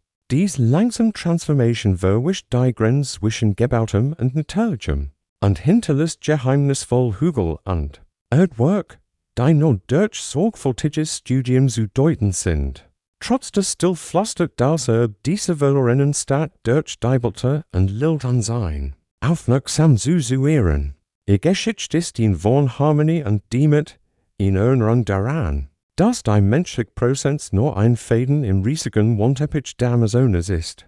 Wenn Sie sich dieses sanft Verschwinden im Grund vorstellen, spüren Sie, why? Sie von einer ruhigen Akzeptanz erfasst werden. Die Vergangenheit schreit nicht immer. Manchmal sucht sie Lies und Lilz und Nachdenken und zur Ruhe ein. Dieser Stillniedergang spricht für die widerstandswichtig von Nature und Culture, die in einem Tanz verwoben sind, der so alt ist wie die Zeit selbst. Lassen Sie sich also von leisen, rascheln Debatte und dem schwindenden Licht sanft weiterleiten. Rennt die Geschichte dieser verlorenen Amazonenstädte sanft in der Nacht versinkt. Asterisk rennt sie tiefer in die Tiefen der Erinnerungen und Mythen eintauchen. Wandern ihr Gedanken zu den mündlichen Überlieferungen und Geschichten der indigenen Völker, die mit den verlorenen Städten Amazoniens verbunden sind. Stellen Sie sich vor, Sie sitzen in einem flackernden Feuer unter einem sternen Himmel. Die Nachtluft erfüllt von duftfeuchter Erde und dem sanften Nisten brennenden Holzes. Sie herumheben und verstummen Stimmen in leisem Zellen und weben Geschichten, die den Wiederhol alter Welten in sich tragen. Dies mündlichen Überlieferungen sind nicht nur einfach Fabeln oder Gartenakt-Geschichte. Sie sind lebendige Geschichten, reichen Bedeutung und sorgfältig über Generationen bewahrt. Die Geschichten vermischen oft Fakten und Metaphern und schaffen so ein Sinnpflicht, dass Menschen mit ihren Vorfahren, dem Land und der Geistwelt verbindet. Historiker streiten noch immer darüber, wie will dies mündlichen Überlieferungen angesichts der letzten Zeit und der kulturellen Veränderungen über die verlorenen Stadt werten können. Doch viele Wissenschaftler sind sich einig, dass dieses langen unschätzbar Einblick in die Welt, Besiegungen und Erfahrungen der Menschen bieten, die einst im Amazonasgebiet lebten. Ein gemeinsames Thema dieser Geschichten ist die der Verwandlung. Menschen werden zu Tieren. Fast verwandeln sich in Strauen und der Wald selbst ist ein lebendiges. Und Menschwesen mit Stimmungen und Absichten. Stellen Sie sich in Geschichte vor, in der Geist eines Jaguars einen jungen Juge durch den dichten Jungle fort, und in Lektionen über Respekt und Überleben erteilt. Solch Geschichten sind warnend und tröstlich zugleich und ehrnen. Die Suche und das empfindlich Gleichgewicht zwischen Mensch und Natur. Ein skurriler, liebenswerter Aspekt dieser mündlichen Überlieferungen ist die Präsenz von Tricksterfiguren, verspielten Geistern oder Tieren, die mit Klugheit und Humor wichtige Lektionen vermitteln. Stellen Sie sich einen schelmischen Affen vor, der einen proverischen Vogel überlistet. Rennt dies in derslers sanfte Word. Rennt die Sura schmunzelt in Diesling eintauchen. Dies Geschichten vermitteln und praktisches Wissen, Wegbeschreibung, Pflanzenverwandlung und Jahresscheitensicken. Verpackt in einprägsamen Geschichten, die das Lernen natürlich und spannend machen. In Geschichte über einen bestimmten Baum kantorch lernen. Wann sein Frucht gientet oder weiß sein Bulte als Medizin verwendet werden kann. Wichtig ist, dass das Geschichtenlesen selbst ein gemeinschaftliches Ritual ist. Ein stilles Beisammensein, das soziale Bindungen stärkt und Weisheit in einer sanften, mündlichen Umarmung vermittelt. Der Rhythmus der Rede, die Pausen und die melodische Betonung versetzen die Sure in einen sanften ruhiger. eufemioksank.stllenc vor, sie rennen in solch Versammlung hinein Jessigen. Das flackernd fühlig malt sanft Schatten. Oft Geschichte, die geruchte Nacht förmischen sich mit den Worten. Hier herricht in Zeitlichkeit in Bruckebe Jahrhundert, die sie mit denen verbindet. Die dies länderlang zu bereisen, dies mündlichen Belieferungen sind lebendig Fäden. Die Ziel der verlorenen Stadt durch Zeit und Raum tragen und uns daran erinnern. Das geschieht ebenso viel mit sanften seltenen Geschichten wie mit freigelegten Artefakten. So tun hat. Lassen Sie sich also beim Eintauchen in dieses lang wundersanften Kadenz dieser alten Geschichten überfluten, die Ihren Geist beruhigt, und Sie einlädt, mit offenen Augen zu träumen. Und wenn das Glauben der Fühers schwicke wird und die Nacht tiefer wird, mögen dies geflüsterten Geschichten Sie sanft zur Ruhe Träumerei führen. Rennt das sanft Glauben der Fühers in der angebändeten Schandelnacht verschwindet, schweift der Fantasies a Rolle Ritualen Musik, und klucken im Leben dieser verlorenen Amazoner Städte, stellen Sie sich das sanft Klopfen von Holztrommeln. Den leichten Hoch von Fulten und das ließ rasseln Samensch volte Körbes vor. Die sich in den natürlichen Chor der Walz einfügen, die ruft der Wegel. Das Rascheln der Butter und das Fernputschern der Wassers. Hier ist Musik kein Spektakel, sondern ein sanft verwobener Faden im Gewebe der Alltags und der Ritual. Balsam für die Seele und verbindende Kraft zwischen Gemeinschaften. In dieser alten Welt diente der Klang als sanfte Begleiter durch das Heilig und das Alltäglich. Die Rhythmen der Trommeln markierten den Takt bei Zeremonien.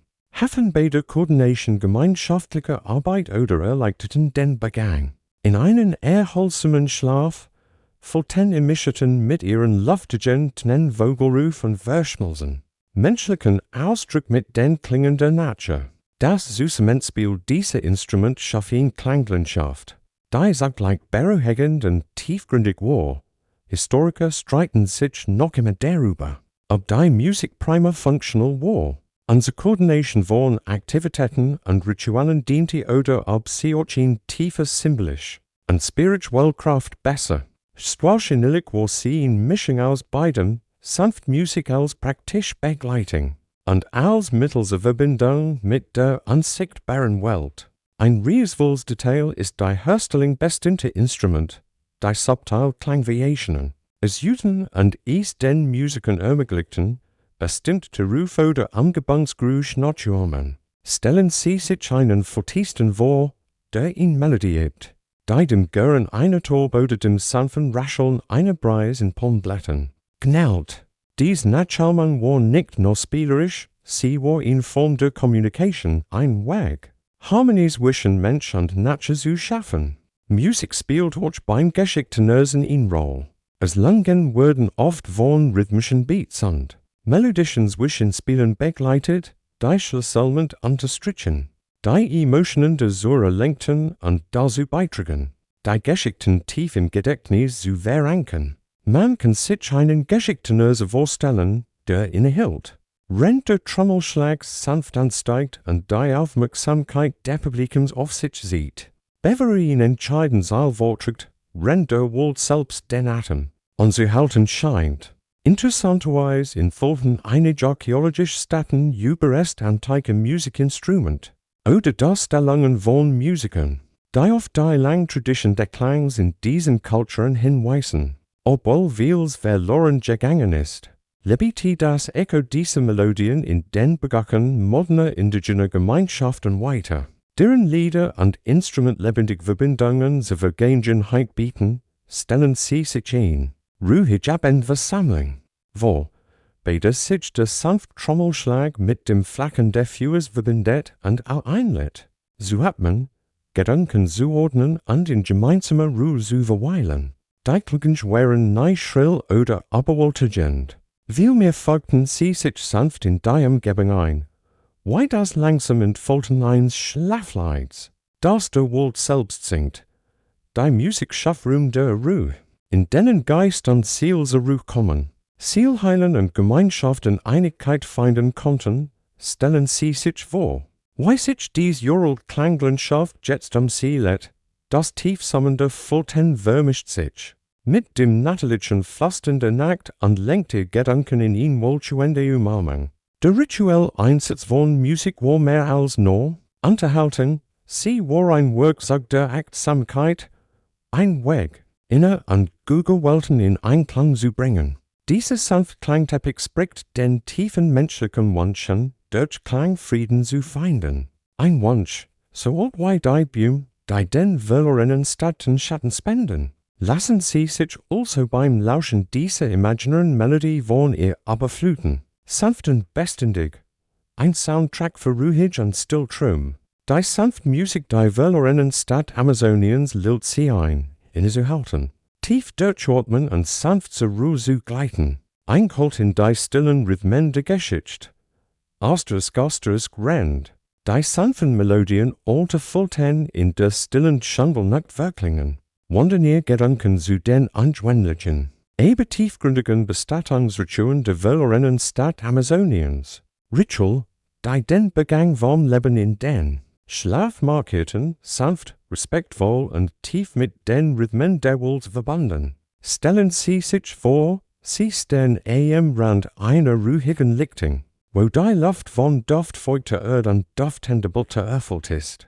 Und das Liefsammeln von Insekten und Vögeln einen beruhigenden, natürlichen Kuriosität dort im Gegensatz zu den grauen Mausoleen oder hochaufregenden Pyramiden einer alten Zivilisation, waren die Grabstätten hier bescheiden und folgten sich notlos in die Landschaft ein. Die Leichen wurden oft in flachen Graben oder auf erhöhten Plattformen bestattet, begleitet von einfachen Opfergaben, Fakten, tapferen oder geschnitzten Figuren, die den Geist auf seiner Reise begleiten und trotzdem sollten. Historiker streiten sich noch immer darüber, ob es sich dabei einzelne Ruhestätten oder Teilgruppen ihrer Familien oder gemeinschaftsfrei handelt. Einig sind sich jedoch darin, dass die Praktiken eher Frieden und Kontinuität als dramatische Schaustellung betonten.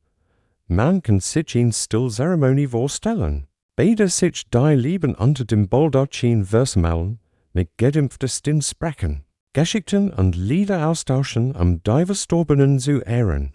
Die Rituals sollten nicht erschrecken oder schockieren, sondern den Begang sanft erleichtern und sowohl den Lebenden als auch den Toten ermöglichen. Ihren Platz im natürlichen Kreislauf zu finden dort ein kurioses und zugleich beherzendes Detail ist, dass einige Grabstätten Hinweis auf ritualisierte Pflanzungen in der Kopf weisen.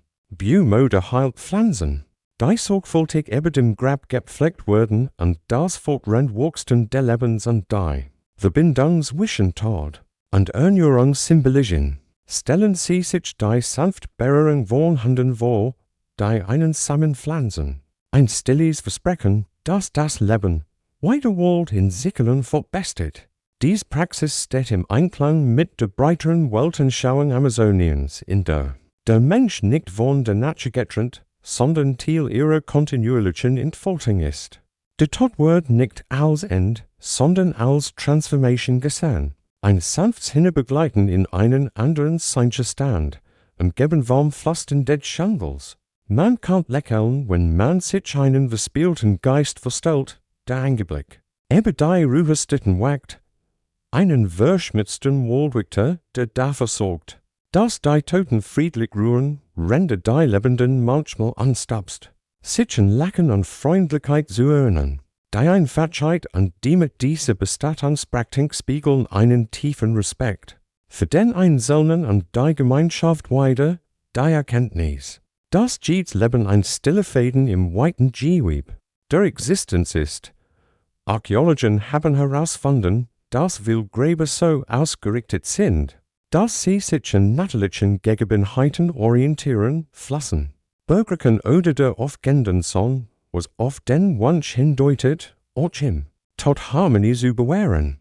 Dies Durchdacht-Platzierung süd von einer Kultur, die tief im Einklang mit ihrer Umwelt und ihren Sickelen steht, stellen sie sich das sanft Murmeln eines Flusses in der Ingewor, dessen stetiger Fluss in Beruhigende Prozents verdächtigen, ist, die unter der Erde ruhen, ein lebendiges Schlaflied. Das durch die zeitgetrigen Wort, dies sanft praktizierten und sorgfältig gepflegten Bestatungsritual, spiegeln das übergeordnete Thema dieser verlorenen Stadt wider, ein langsames, geduldiges Eingehen auf die Rhythmen des Lebens, geprägt von Ehrfurcht, Ausgeglichenheit und stiller Anmut, stellen sie sich die Stilllichtung und die friedlichen Zeremonien darin vor, und lassen sie sich von einem Gefühl der Ruhe durchströmen, der Gewissheit, dass die sanftesten Momente der Geschichte den tiefsten Trost spenden können. Der sanft Begang vom Leben zum Schlaf in den verlorenen Städten Amazoniens erinnert uns daran, dass Ruhe und Erneuerung Teil eines zeitlosen Kreislaufs sind. Eines Kreislaufs, der sich unter dem stillen Himmel über und in unseren eigenen Trigümen fortsetzt. Sie befinden sich nun in der heiklen Debatte, über die Bevölkerung dieser verlorenen Amazonenstädte, ein Rätsel, das Historiker und Archäologen gleichermaßen beschäftigt. Stellen Sie sich vor, Sie studieren Verblastkarten, Satellitenbilder und Ausgrabungsberichten versuchen zu schätzen, wie viele Menschen dies bewalderten Metropolen einst zu Haus nannten. Die sollen variieren stark. Einige Wissenschaftler gehen von mehreren 100.000 Einwohnern aus, die sich eben miteinander verbunden seit langen verteilten, und wiederum gehen von bescheideneren Zahlen aus und betonen klein, verstreut. Gemeinschaften, die mit wenig Land auskommen mussten. Historiker streiten sich noch immer darüber, ob die hohen Bevölkerungsschantung die Gegenordnung beschätzen, oder ob früher Annahmen den Einflussreichen der alten Amazonesvölker, beide während deren ihre Umwelt unterschätzt haben. Die Frage ist nicht nur ökonomischer Natur, sie verändert unsere Sicht auf den Wald. Nicht als Leerwildnis, sondern als in von Menschenhand geformt und gepflegt Landschaft. Dies Debatte nachzuvollziehen, stellen Sie sich vor, Sie gehen durch eine archäologische Stadt, wo Researcharbeiten auf umfangreich Stadtplanung hindeuten. Die Gräbstöppels, Strauen und landwirtschaftliche Terrassen jutet auf eine gründliche Bevölkerung hin als erwartet. Doch direkt Beweis wie Überrest von Wohnhäusern sind rar, dass sie von Jahrhunderten schandelwachstem verschluckt wurden. In Abwijig, eben faszinierende Theorie besagt, dass die Bevölkerung der Amazonasgebiets dicht und organisiert, wo eben einen Lebensstil pflegt, der sichtbar Einfluss minimierte, verstreut Häuser, eingebettet in Gütern und Waldstück, die sich notlos in die Umgebung einfügen. Es handelt sich in sanft Form der Urbanismus. Beide ist weniger hochaufregende Bauten als vielmehr verteilt Gemeinschaften geht, die durch Kultur und Zusammenarbeit verbunden sind. Man kann schmunzeln, wenn man sich einen Archäologen vorstellt, der sich im Kopf kratzt und sagt, wenn diese Menschen doch nur ein Volkssalling hinterlassen hätten, würden wir nicht jahrzehntelang beim Kaffeetrinken ritzeln. Tatsächlich bedeutet das Fällen schriftlicher Aufzeichnungen, dass das Puzzle auserdflicken.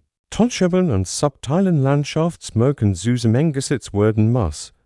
Einige Beweis stammen aus Bodenuntersuchungen, die Therapeuten oder Schwarze den Fallen. Einen unglaublich fruchtbaren Boden, der durch die Sage von Holzkohl, Nocken und organischem Material durch den Menschen entstanden ist.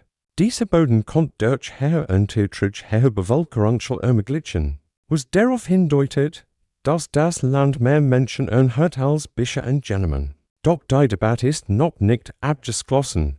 Kritiker argumentieren, dass kalogische Grenzen und die natürliche Regeneration der Welt die Bevölkerung schon möglicherweise kleiner gehalten haben. Mit sicheren Wohnwachstum und Rückgang im Laufe der Zeit. Die Bevölkerung soll kalt sanft geschwankt sein. Ansteigend und verlängt wie die Ebeins ruhigen Flusses. Klar ist, dass dies verlorenen Stadtortes langen in Frage stellen. Sie zwingen uns, enormen über das präcolumbisch-amazonische-Gebiet zu überdenken und es als in Landschaft zu erkennen, die von menschlicher Kultur und Errungenschaften geprägt war.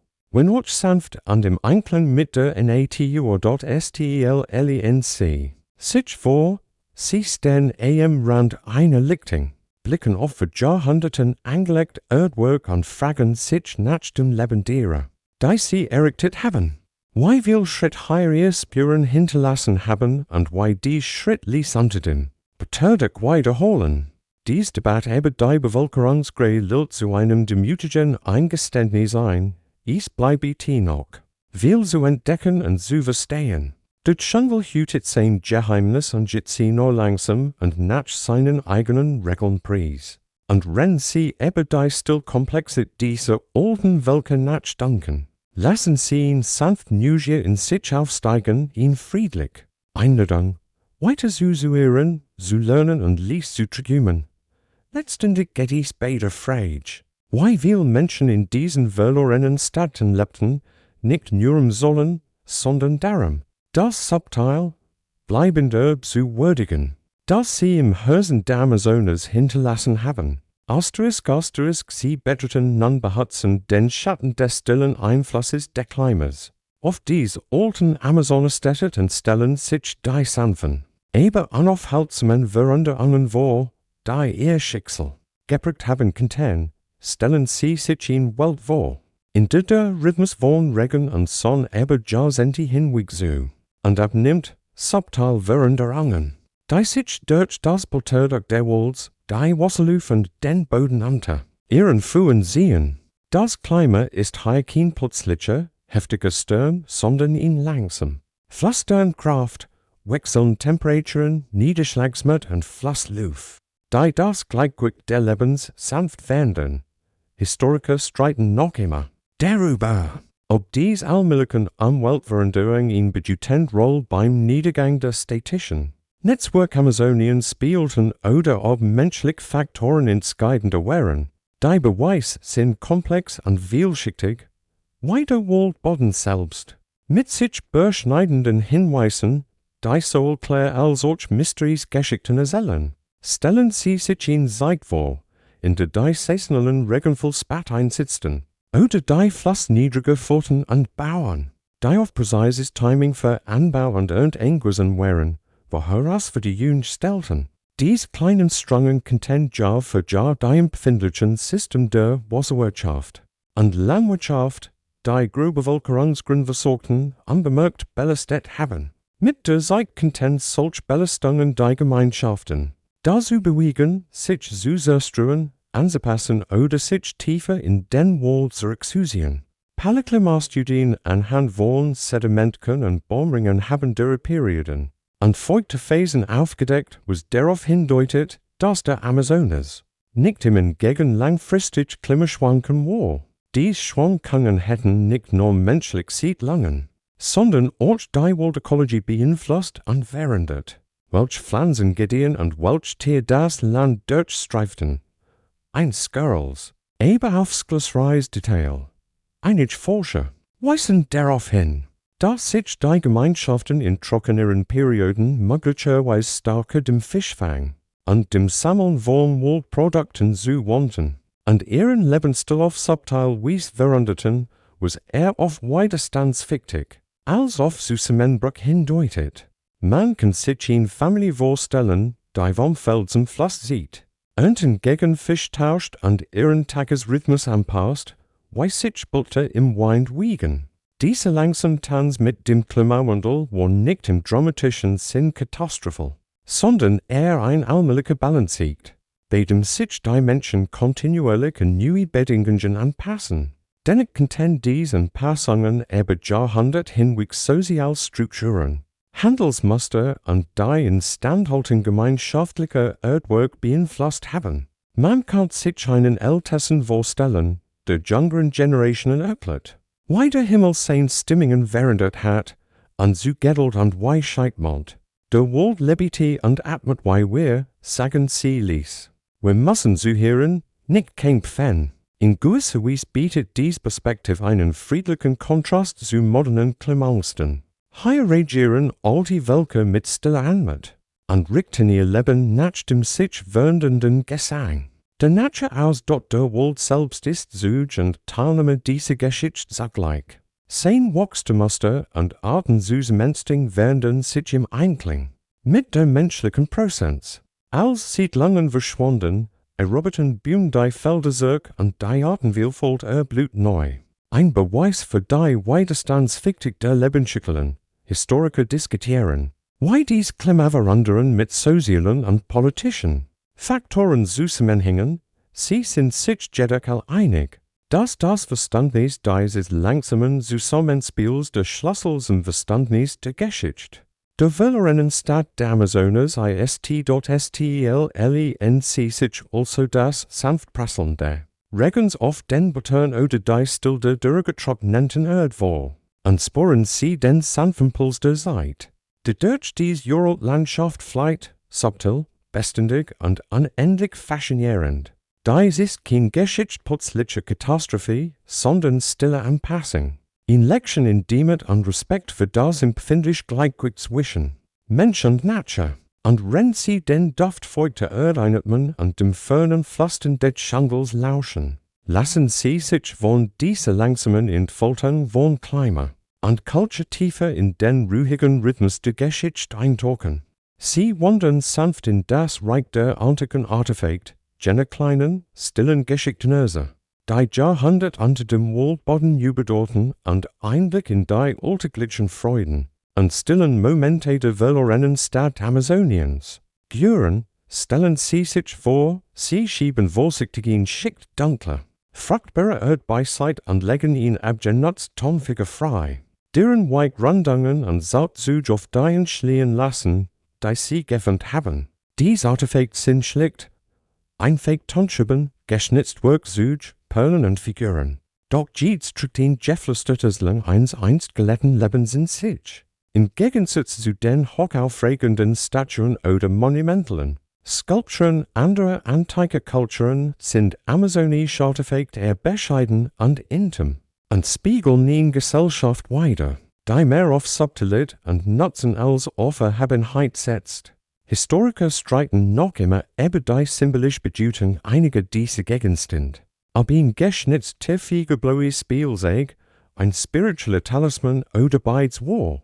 Doch Einigkeit besteht darüber, dass dies Objekt Teil eines reichen kulturellen Geflechts wären, stellen sie sich den Alltag eines Handwerkers vor, der geduldig Tanzukok oder Aufbewahrungsstoffen fort, die Oberflächen mit sanften Händen gultet und sie mit Mustern versiert, die warm angebänden, wohl inspiriert sind.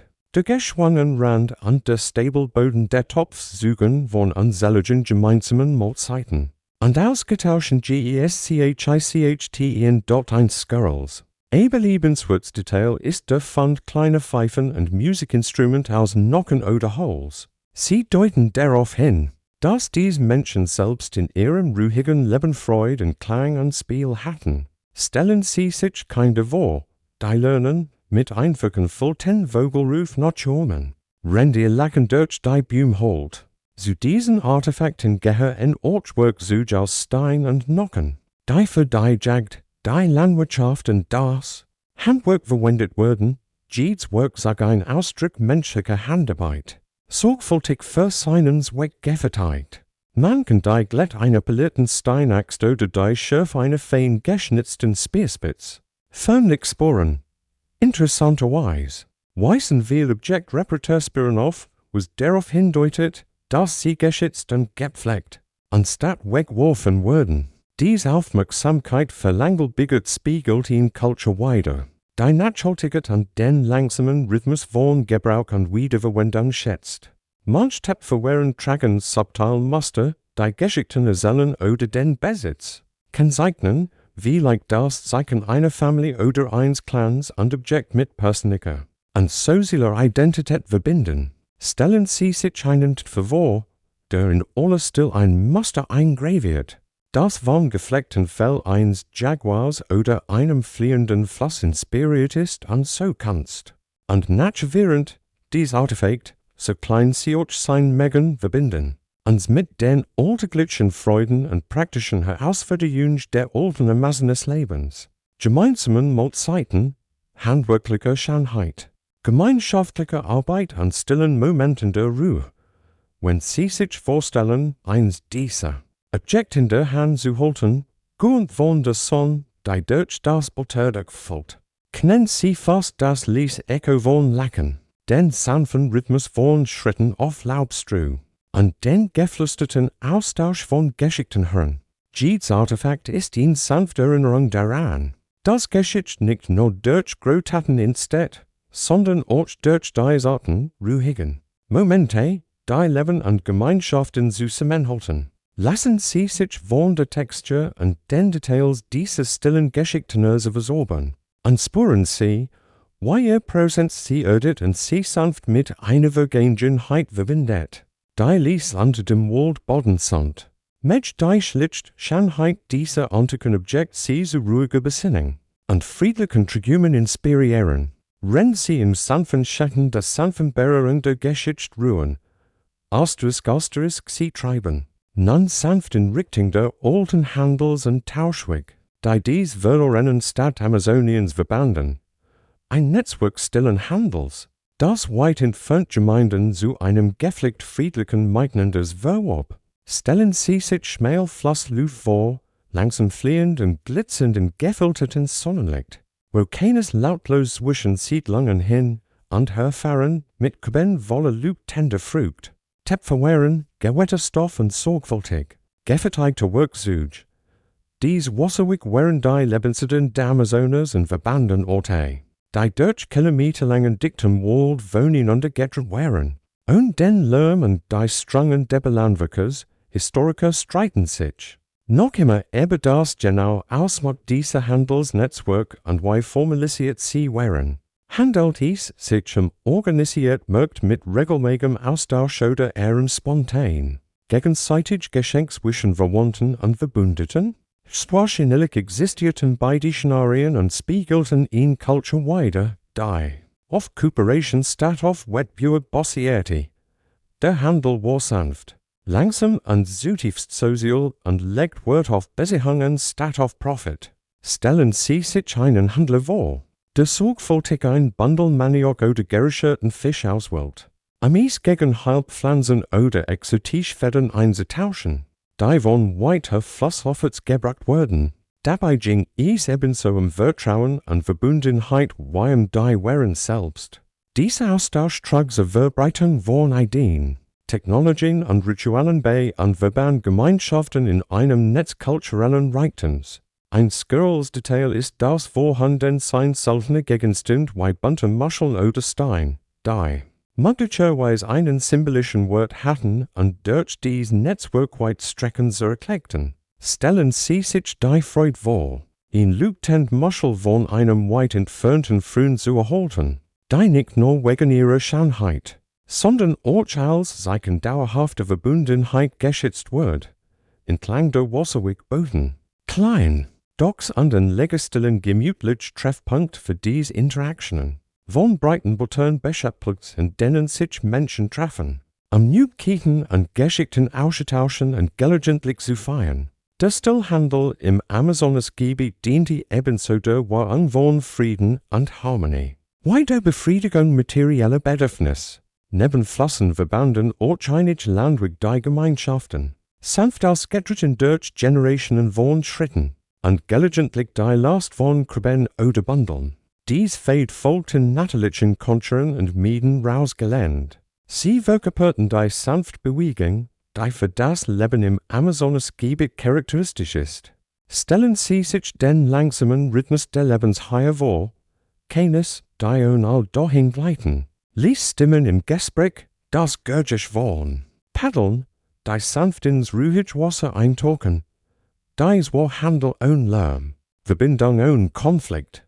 Handel sweeter leichteten och die vibrating Landwirt softlich Wissens, und kulturelle Praktiken und ermöglichten so einen reibungslosen Austausch zwischen den Gruppen, weil sie nie im Bautiglichen oder zeremoniell begach. Dieser Austausch bereichert die Gesamtregion und verwehrt vielfältig werden zu einem harmonischen Muster. Einige Archäologen vermuten, dass die friedlich Natur dieser Netzwerk zum Fortbesten der amazonischen Stadt beitrug und System gegenseitiger Unterstützung statt. Rivalitschaf, dies erinnert daran, dass nicht jeder Handel in der Antikwohngier oder Eroberung getrieben war. Manchmal ging es einfach nur um Teilen und Gemeinschaft. Sie würden wie leicht schmunzeln, wenn sie sich einen Handel vorstellen, der mit einem Freund scherzt.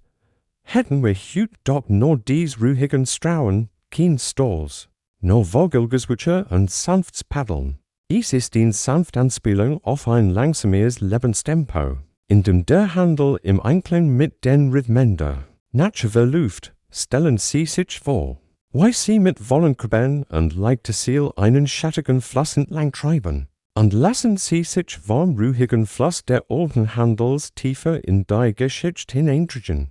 In Geschichte von Verbundenheit, Zusammenarbeit und Ruhe. Dies verlorenen Netzwerk der Amazonas erinnern uns daran, dass die Menschen selbst in der weiten Wildnis sich fanden, sanft zusammenzukommen und Leben und Landschaften zu dauerhafter Harmonie zu verbinden. Rennt sie mit dieser Vision des sanften Austausches ruhen, nicht der friedliche Fluss dieser alten Wasserweg sie zu ihrer eigenen langsamen, erholsamen Ries in den Schlaf inspirieren.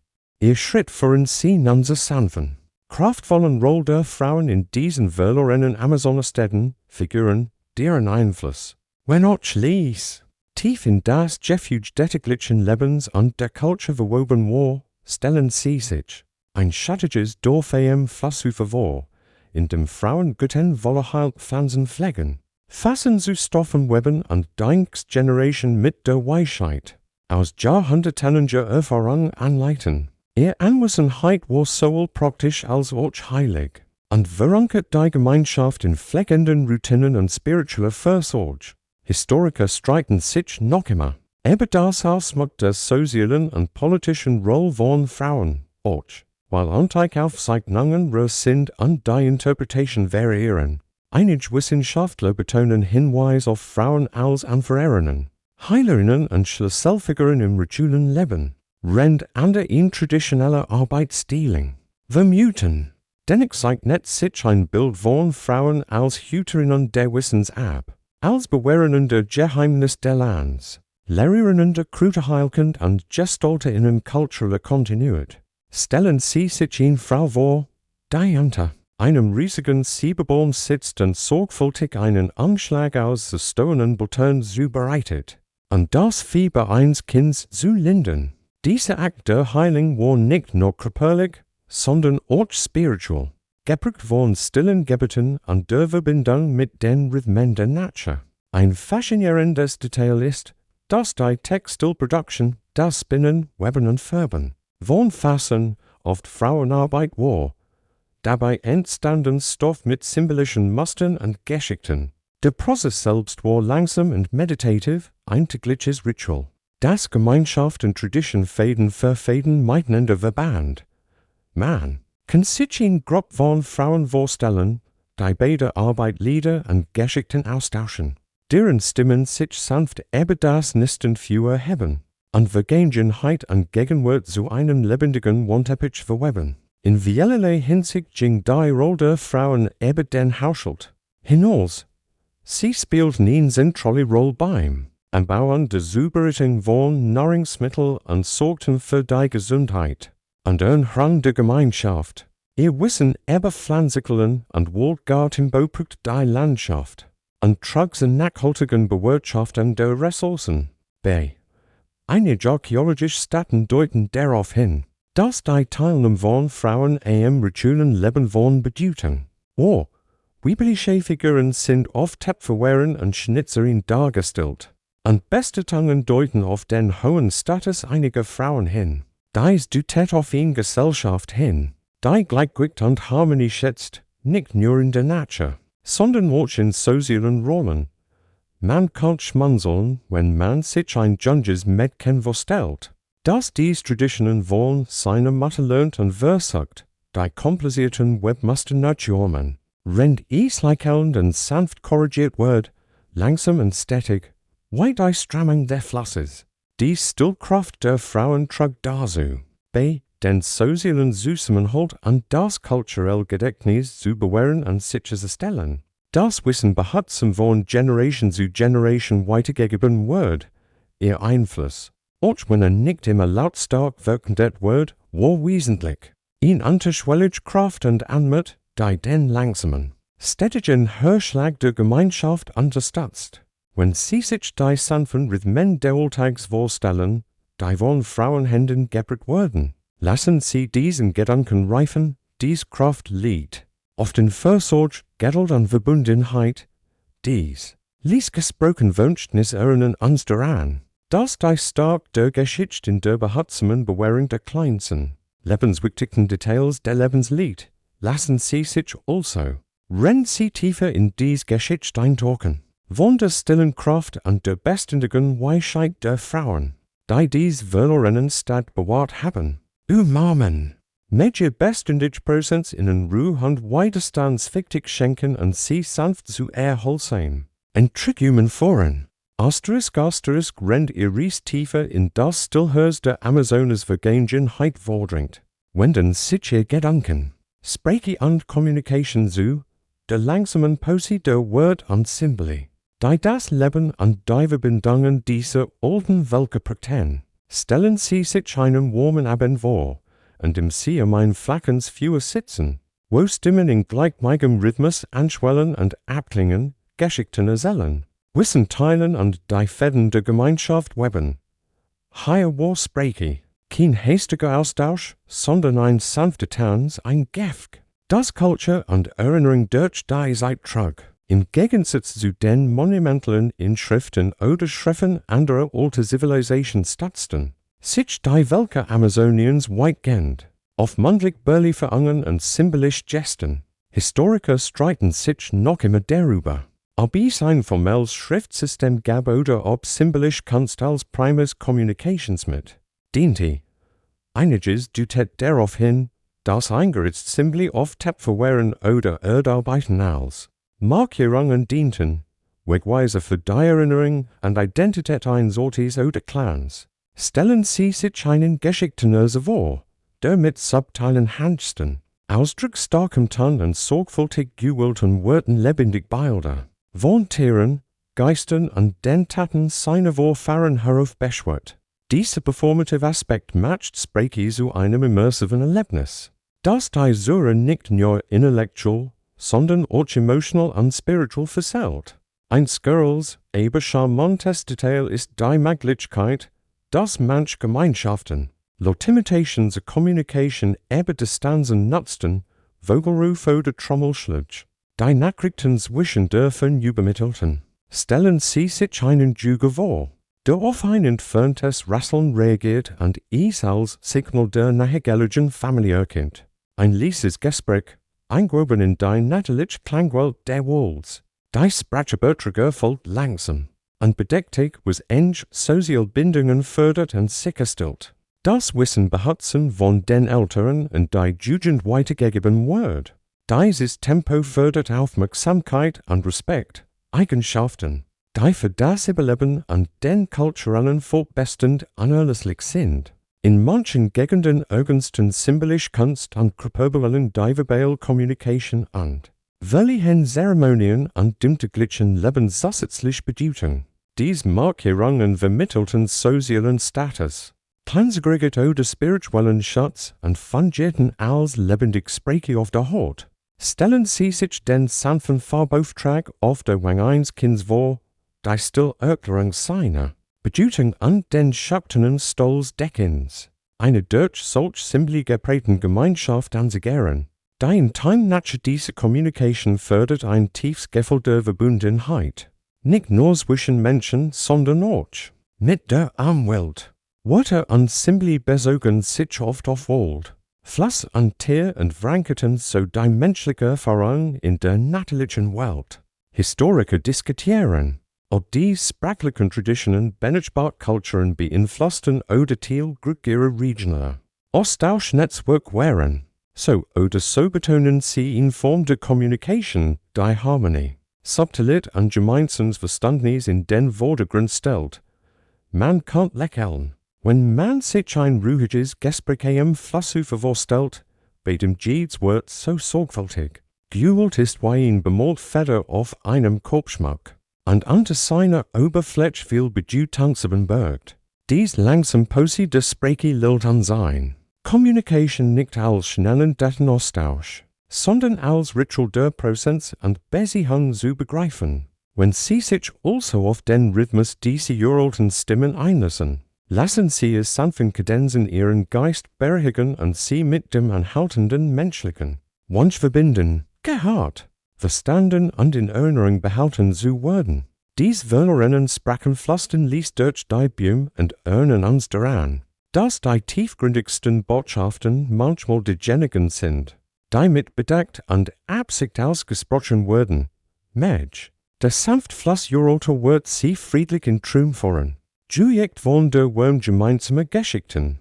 Sie schlendern weiter ließ durch den Wald der Erinnerung und betterten nun die still weltvergessene Fest und Feiern jener sanften, lebendigen Zusammenkunft, die den Lauf der Zeit markierten und die Gemeinschaft mit sanften Fäden Freude und der Rituals zusammenhielten. Stellen Sie sich den warmen Schein der Dämmerung auf einer Lichten vor, wo sich Menschen flackern für versammeln, die in ruhigem, städtischem Licht flackern, die Luft erfüllt von leisen Lacken, gedämpfen, Trommelschlägen und dem Swain Duft geröstete Frucht. Dies Fest wären kein großen Spektakel, die uns der Hand blenden oder Domen uns demonstrieren sollten, sondern in Time, rhythmisch Zeremonien, langsam sie, gemeinsam Mahlzeiten und Geschichten ersen, die den Wechsel der Jahreszeiten ernten, gebeten und an der Meilenstein feierten. Historiker streiten noch immer darüber, ob die zusammenhängenden festen Terminen stattfanden oder natürlichen Rhythmen folgten, die vom Mond, dem Regen oder der Blut bestimmte Pflanzen vorgegeben wurden. So oder so dienten sie als sanfte Erinnerung und die Verbundenheit der Gemeinschaft mit der Natur. Und untereinander stellen Sie sich die gemeinschaftlichen Vorbereitungen für ein solches Fest vor. Frauen weben, lügten Band mit natürlichen Pigmenten gefärbt Stoff, Männer basteln Musikinstrument, Kinder eben ließ gesprochen Lieder. Die Vorbereitung selbst war ein Ritual, ein gemeinsamer Akt der Fürsorge und Vorfreude. Ein charmantes Detail wäret, dass bei manchen Festen natürlich Farbstoff und Körperbelangen, Farben aus den stonen Beeren, Tonenden und Pflanzen zeremoniell verwendet wurden. Sie wurden in zarten Mustern aufgetragen, die Themen der Festes symbolisierten. Stellen Sie sich das langsam, geduldig auf trägen rote und gelbe Pigmente auf die Haut vor. Jeder Strich erfüllt von Bedeutung und Ehrfurcht. Es entstand im Mittelpunkt dieser Zusammenkunft, bessen der Gericht aus Grundnahrungsmittel wie Maniok, Fakten und Fisch wurden langsam aber sanftem Feuer gegart. Die Mahlzeiten waren Ausdruck der Teilens und der Dankbarkeit und verbanden die Gemeinschaft durch körperlich und geistig Stärken. Musik und Tanz begleiten dies Fest.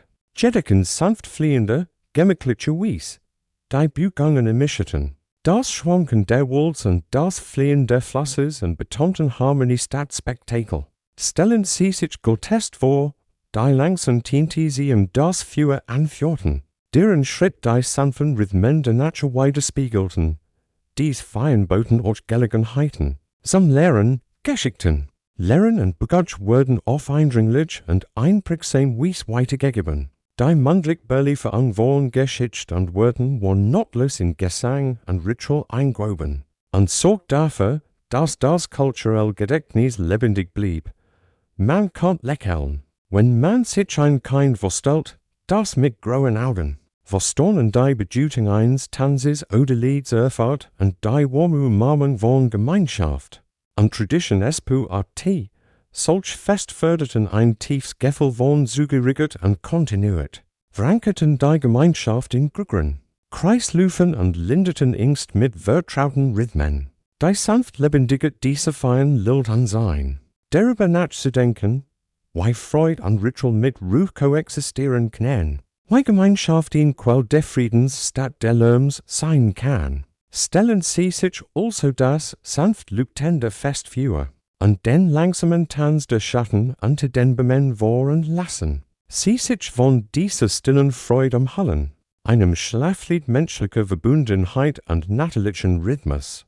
Dies vergessenen Fest flossen durch die Zeit und laden sie ein, den langsamen, städtischen Tanz von Leben und Ruhe zu feiern. Mensch, die Erinnerung an dies sanften Fest Wärme und Ruhe spenden. Rennt sie tiefer in die Umarmung erholsamer Traum gleiten. Asterisk, sie blicken nachschoben und verfolgen mit ihren Augen. Den sanften Lauf des Stern über dem Amazonas Dock rennt. Sie über die Verbindung der alten Völker zum Nachhimmel nachdenken. Stellen sie sich einen klaren, sumptuösen Himmel vor.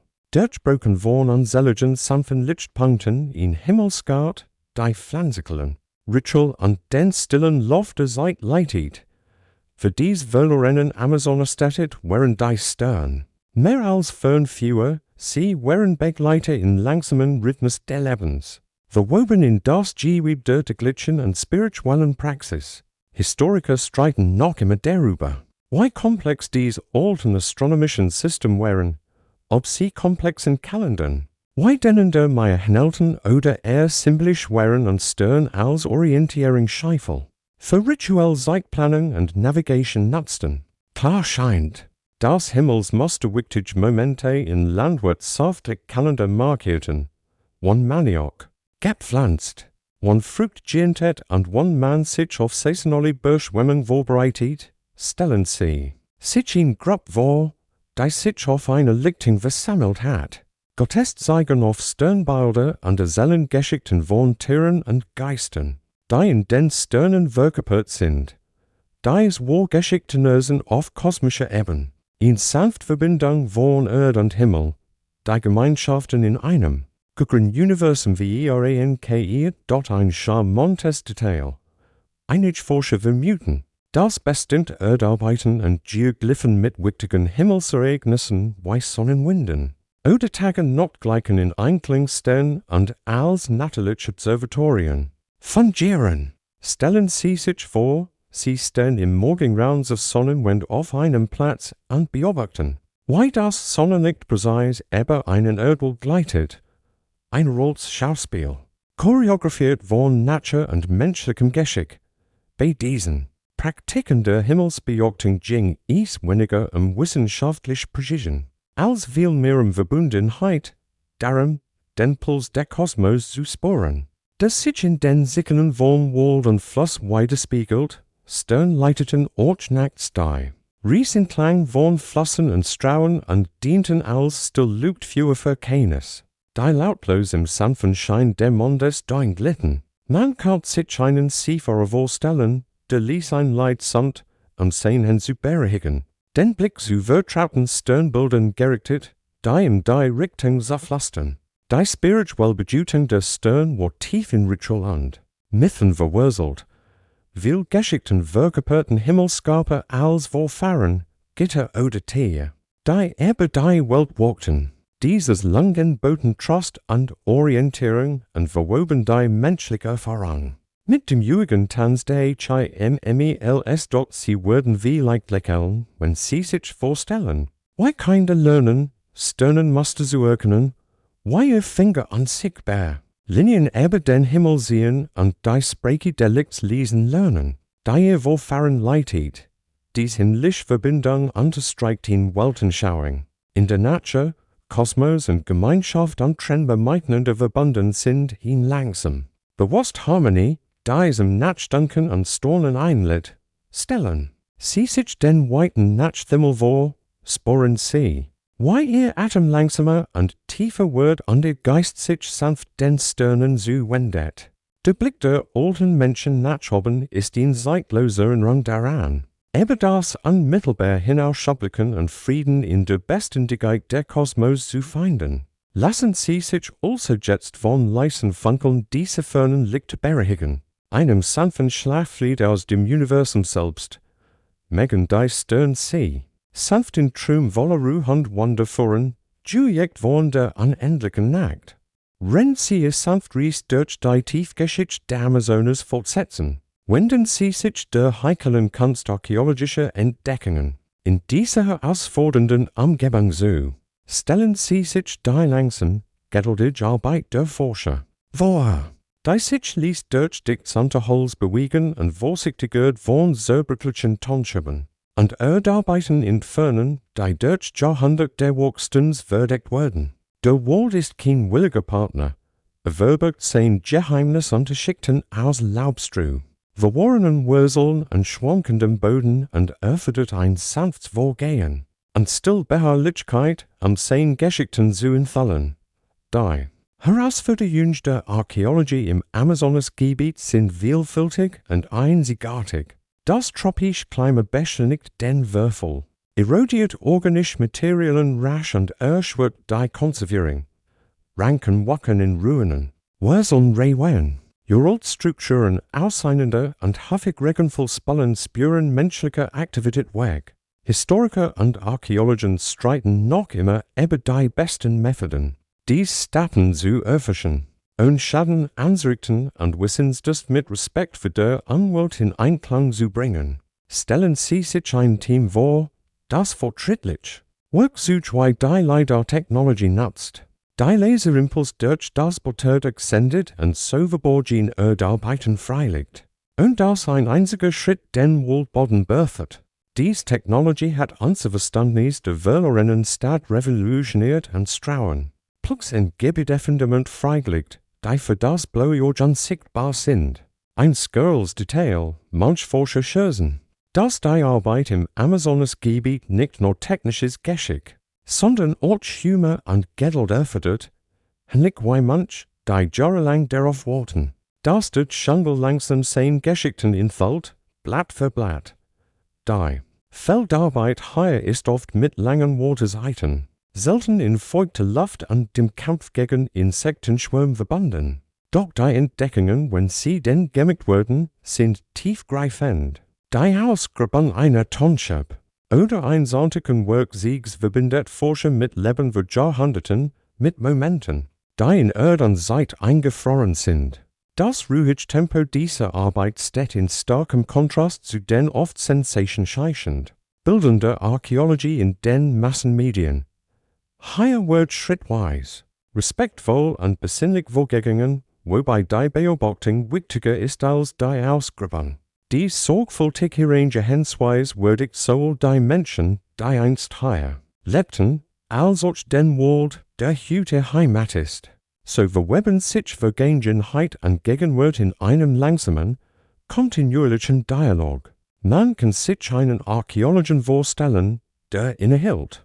An den Geräuschen des Jungles zu lauschen, Vogelgezwitscher, raschelnd Bulter, Fern, Ruf und sich daran erinnert fällt, dass seine Arbeit Teil eines lebendigen Kosmos ist und nicht nur die solch Naturrelikten, die Geduld und Demut, die Archäologie im Amazonasgebiet erfordert, sind Lektionen für sich, sie erinnern uns daran, dass es beim Verständnis der Geschichte nicht darum geht, voreilige Antworten zu finden, sondern sanft Neugier und Respekt für der Komplexität stellen. Sie sich also die Stillausgrabung im gesprenkelten Licht und sanften Regen vor und lassen sie die langsam entfaltende Entdeckung ihr Gedanken beruhigen und Ruhe und staunen einladen, dort dies ist in Geschichte von behutsame Beharrlichkeit, in der Jed freigelegt Scherb ein Lieses, deutlich hörbers Pflastern aus der Vergangenheit ist.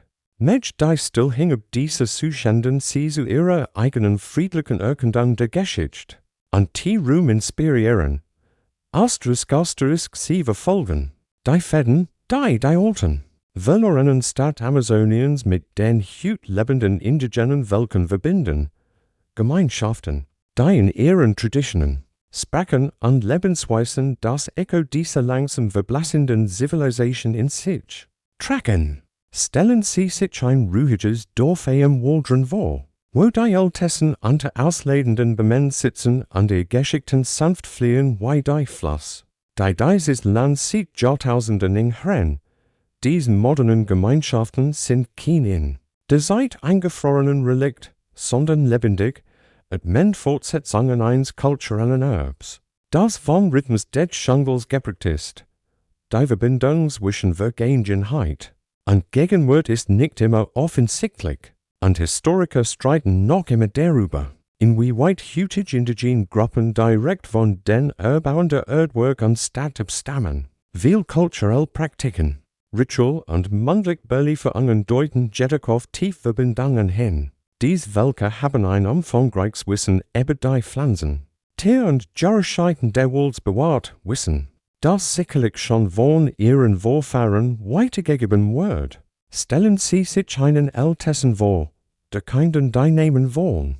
Heilpflanzen, Lieder, die Regen heraufbeschwören oder Tintis Isu der Wohlgeister beibringt.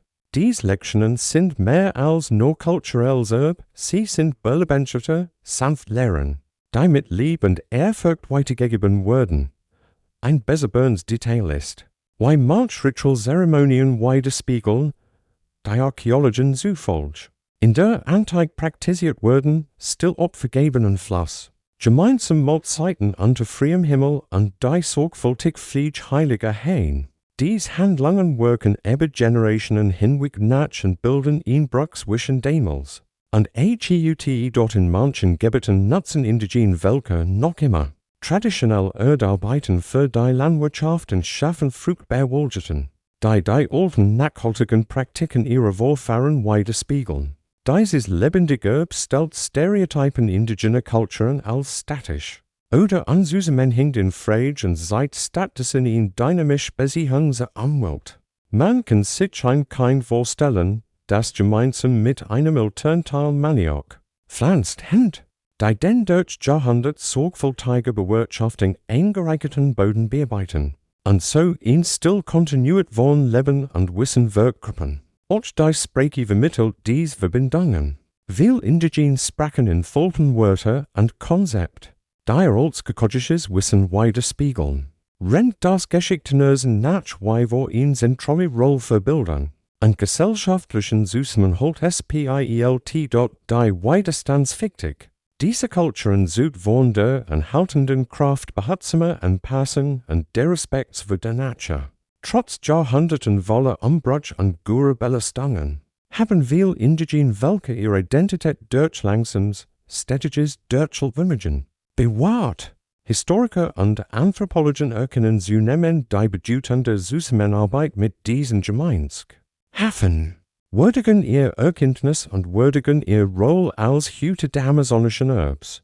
Dies fortrennt Verbindung zwischen Vergangenheit und Gegenwart bereichert unser Verständnis der verlorenen Stadt nicht als isoliert, archäologisch Städten, sondern als Teil lebendiger, bedeutungsvoller Landschaften. Stellen Sie sich also die sanften Stimmen der Eltern und das Lachen der Kinder unter dem Butterdach vor und fühlen Sie sich mit diesem beständigen Band der Menschlichkeit verbunden, das sich über Zeit und Räume die lebendigen Verbindungen erinnern uns daran, dass Geschichte nicht nur ein Aufzeichnen dessen ist, was war, sondern ein fortlaufend Geschichte, deren Ziel wir all sind, mit die Sanftkraft dieser indigenen Traditionen sie dazu inspirieren, ihr eigenen Wurzeln zu bekennen und friedlich im großen Ganzen des Lebens zu ruhen. Ihr Riesvolk sie nun zum umweltfreundlichen Erbe der verlorenen Amazonenstädte, ein Erbe, das tief in ihre Existenz verwoben ist und in harmonische Beziehung zwischen Mensch und Welt widerspiegelt, stellen sie sich einen riesigen, sich endlose streckenden grünen Teppich vor, in dem Staat Bauernhöfe wilder so notlos ineinander übergehen, dass das Ort kaum noch voneinander zu unterscheiden ist. Dies alten Völker waren kein Bezwinger der Natur, sondern behutsam Collaborateur. Die ihr Welt mit sanften Händen und sanften Absichten gestalten. Die Techniken der Amazonas bewohner basierten schon lang für die Verbreitung derwärts. Auf Natural Ticket.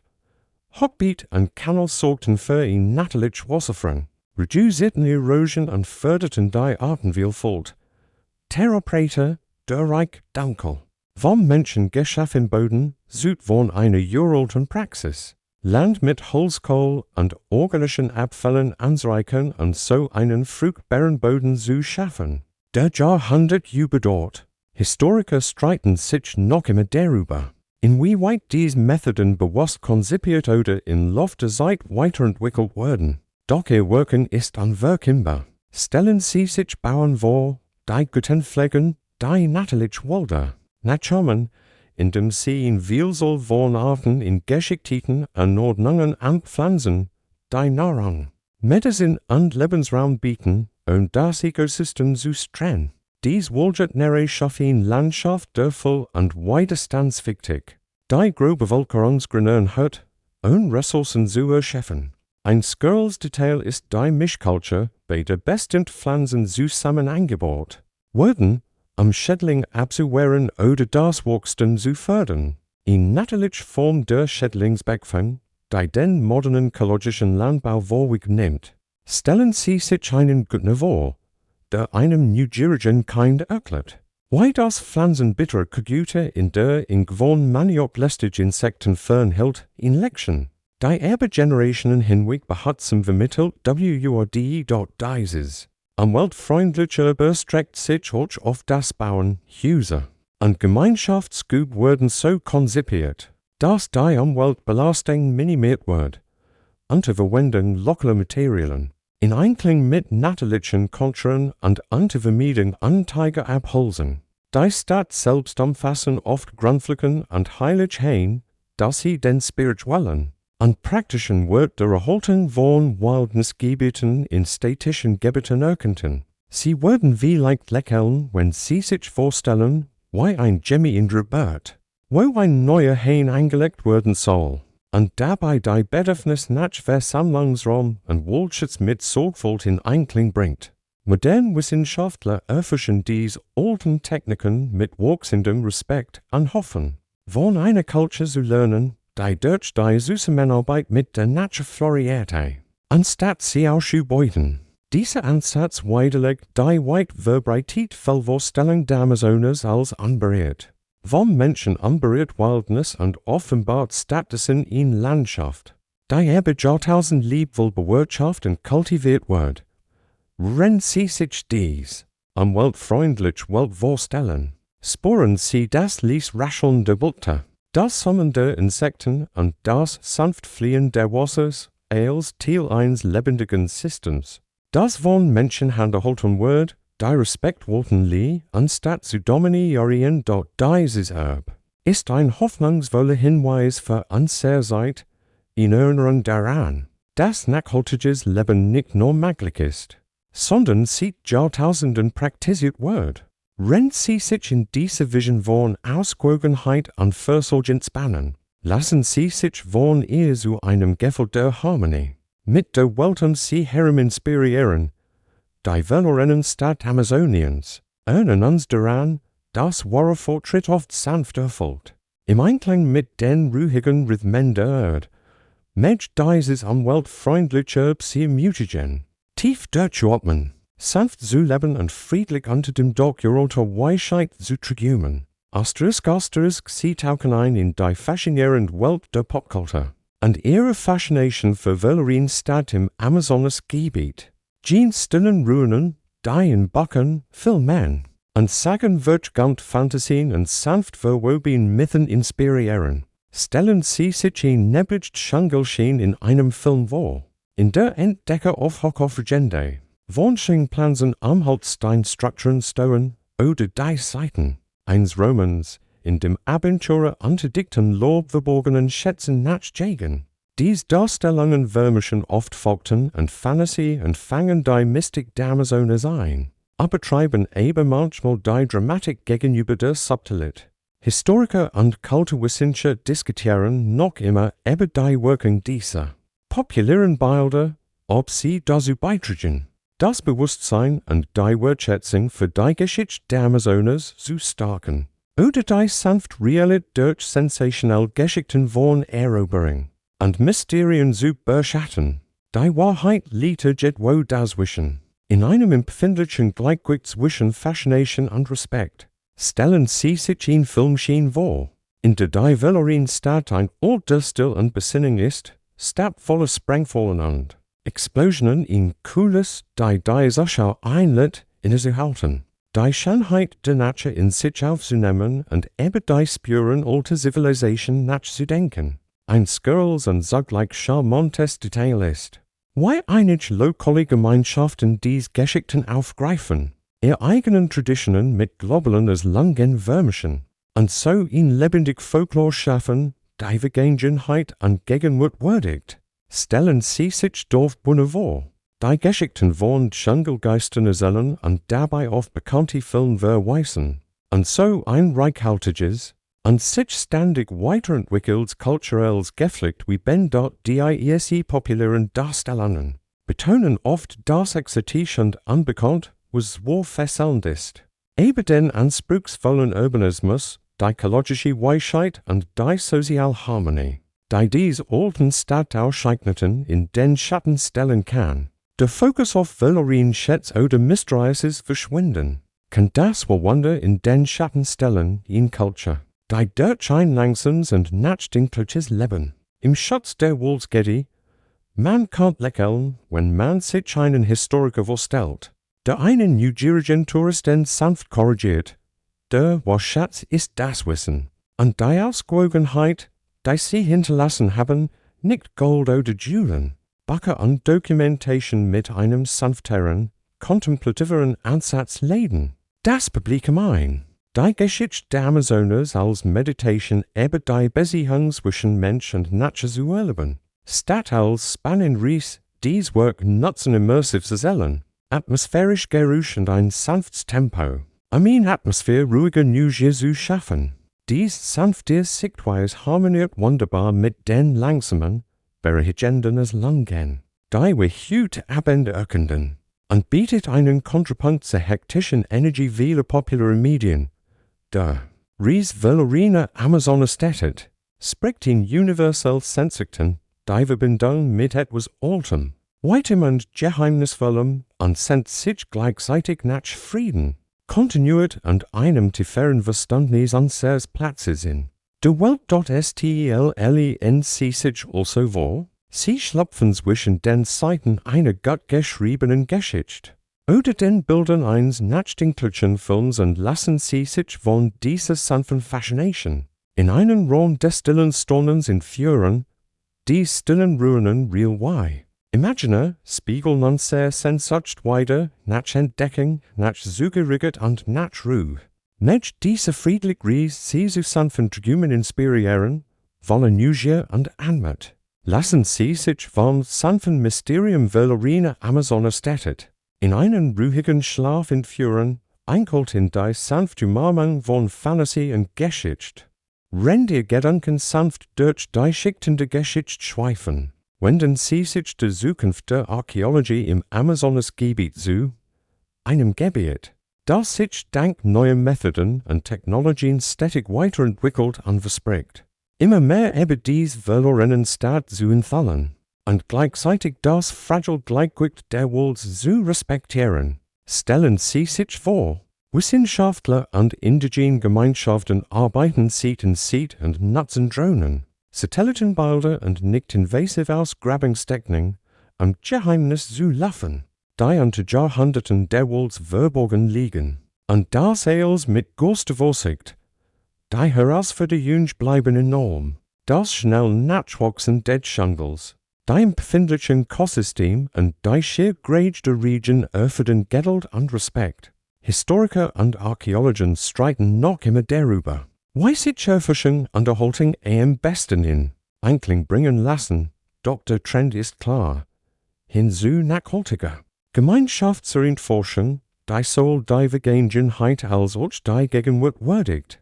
Stellen Sie sich in Drohnen vor, die lautlos über das Portal gleitet, und detailliert 3D-Karten aufnimmt, die Ultistrauen und Plugins fallen, die für das blaue Jahr sichtbar sind. Dies Technology ermöglicht Forschern in sorgfältig Planning, minimiert die Auswirkungen und maximiert das Verständnis. Ein Skirls. Aber hoffnungsvolles Detail ist der zunehmende Einsatz von Virtual Reality. Und dies verlorenen Stadt für Menschen weltweit zum Leben zu erwecken. So können sie von ihrem gemütlichen Plätzchen aus rekonstruierte Plätze Tempel erkennen. Und in die Geschichte eintauchen, um ein Blatt zu zerkürzen. In die Genes Wissen spielt ihn immer grüttige Rolle bei der Orientierung archäologischer Arbeiten, gilt Teilen mündlich Überlieferungen und ökologische Erkenntnis, die wissenschaftlich Daten bereichern. Dieser collaborative Ansatz fördert Respekt und vertieft das Verständnis, indem als Wissen mit modernen Werkzeugen verbindet. Man kann lächeln, wenn man sich einen Forscher vorstellt, der eine Meldessen aufmerksam zuhört und nicht nur etwas über Artefakt, sondern auch über den lebendigen Geist der Welt und seine Menschen erfährt. Die Zukunft der Amazonas-Archäologie verspricht ihn sanft erfindbar zu sein. Ein langsames Abschallen der Schichten, bei dem sich Entdeckungen wie Blütenblätter, entfalten und jedes einzeln zum Staunen und Nachdenken einlädt, anstatt zur Eil. Dies respektvoll Entfaltung stellt sicher, dass die Geschichten dieser verlorenen Stadt auch künftige Generationen inspirieren, bilden und beruhigen. Stellen Sie sich diesen sich entwickelnden Tanz zwischen Vergangenheit und Zukunft, Wissenschaft und Tradition vor und lassen Sie sich von ruhiger Erwartung erfüllen. Ein Versprechen, das der sanfte Puls der Geschichte unter dem Bilderdach stetig weiterschwingt.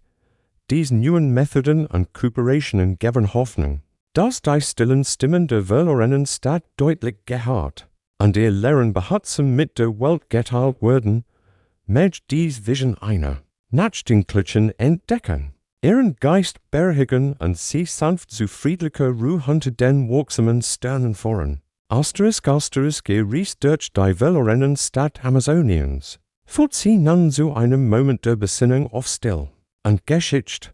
Wie uns die stillen Geschichten, diese uralten alte friedliche Lektionen für die Gegenwart erteilen, stellen Sie sich vor. Sie sitzen unter dem weiten Bilderdach. Das Lied raschelnde Blätter und Fernvogelruf komponieren ein natürliches Schlaflied. Die Umarmung des Schandels ist sanft und doch tiefgründig und lullt sie ein. Nicht nur den Geräuschen, sondern auch der Still zu lauschen, die Tiefbedeutung hat doch die Still. Die dies verlorenen Stadt angeht, ist nicht leer, sondern erfüllt. Von Geschichten, Erinnerungen und Weisheiten, die darauf warten, gehört zu werden. Historiker streiten noch immer darüber, wie dies still am besten zu interpretieren ist. Ob als Wissenslichen, bewusst Abwesenheit oder als Raum der Contemplation.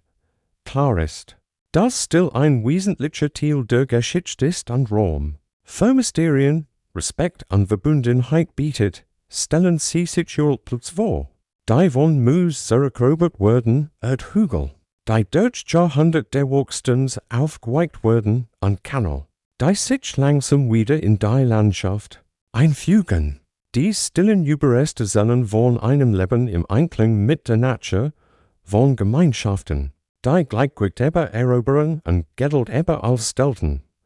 Ein eigentümliches, aber tröstliches Detail ist, wie der Welt mit diesen Geschichten. So hat man scheint, sein Rhythmen spiegeln das langsam, bedeutet Tempo menschlichen Lebens längst vergangener Zeiten wider. Stellen Sie sich das sanft schwankende Gest als geflüstertes Gespräch zwischen Vergangenheit und Gegenwart wir dort die Reflexion über die still Ermüdheit uns. In Inhalten und Geschichte nicht nur in großen Ereignissen, sondern auch in den Subteilen, oft passierenden Momenten zu würdigen, den täglichen Ritualen, den geflüsterten Gebeten, den leisen Schritten in Lob dort die verlorenen Stadt Amazoniens lehren uns.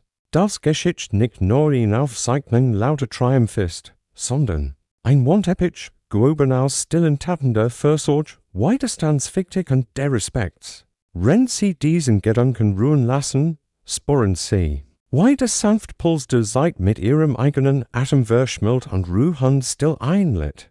Dein Stillheit ist ein Geschenk, ein Raum zum Ausruhen, Trigümen und ein sich mit den tieferen Strömungen zu verbinden, die unter der Oberfläche der Lebens fliehen. Wenn du also die Augen schließt und die Nacht tiefer werden lässt, nimm die friedlichen Lehren dieser uralten Orte mit dir, mögen ihr ruhigen Geschichten deinen Geist beruhigen und dich sanft in erholsamen Schlaf und hoffnungsvoll triumphieren.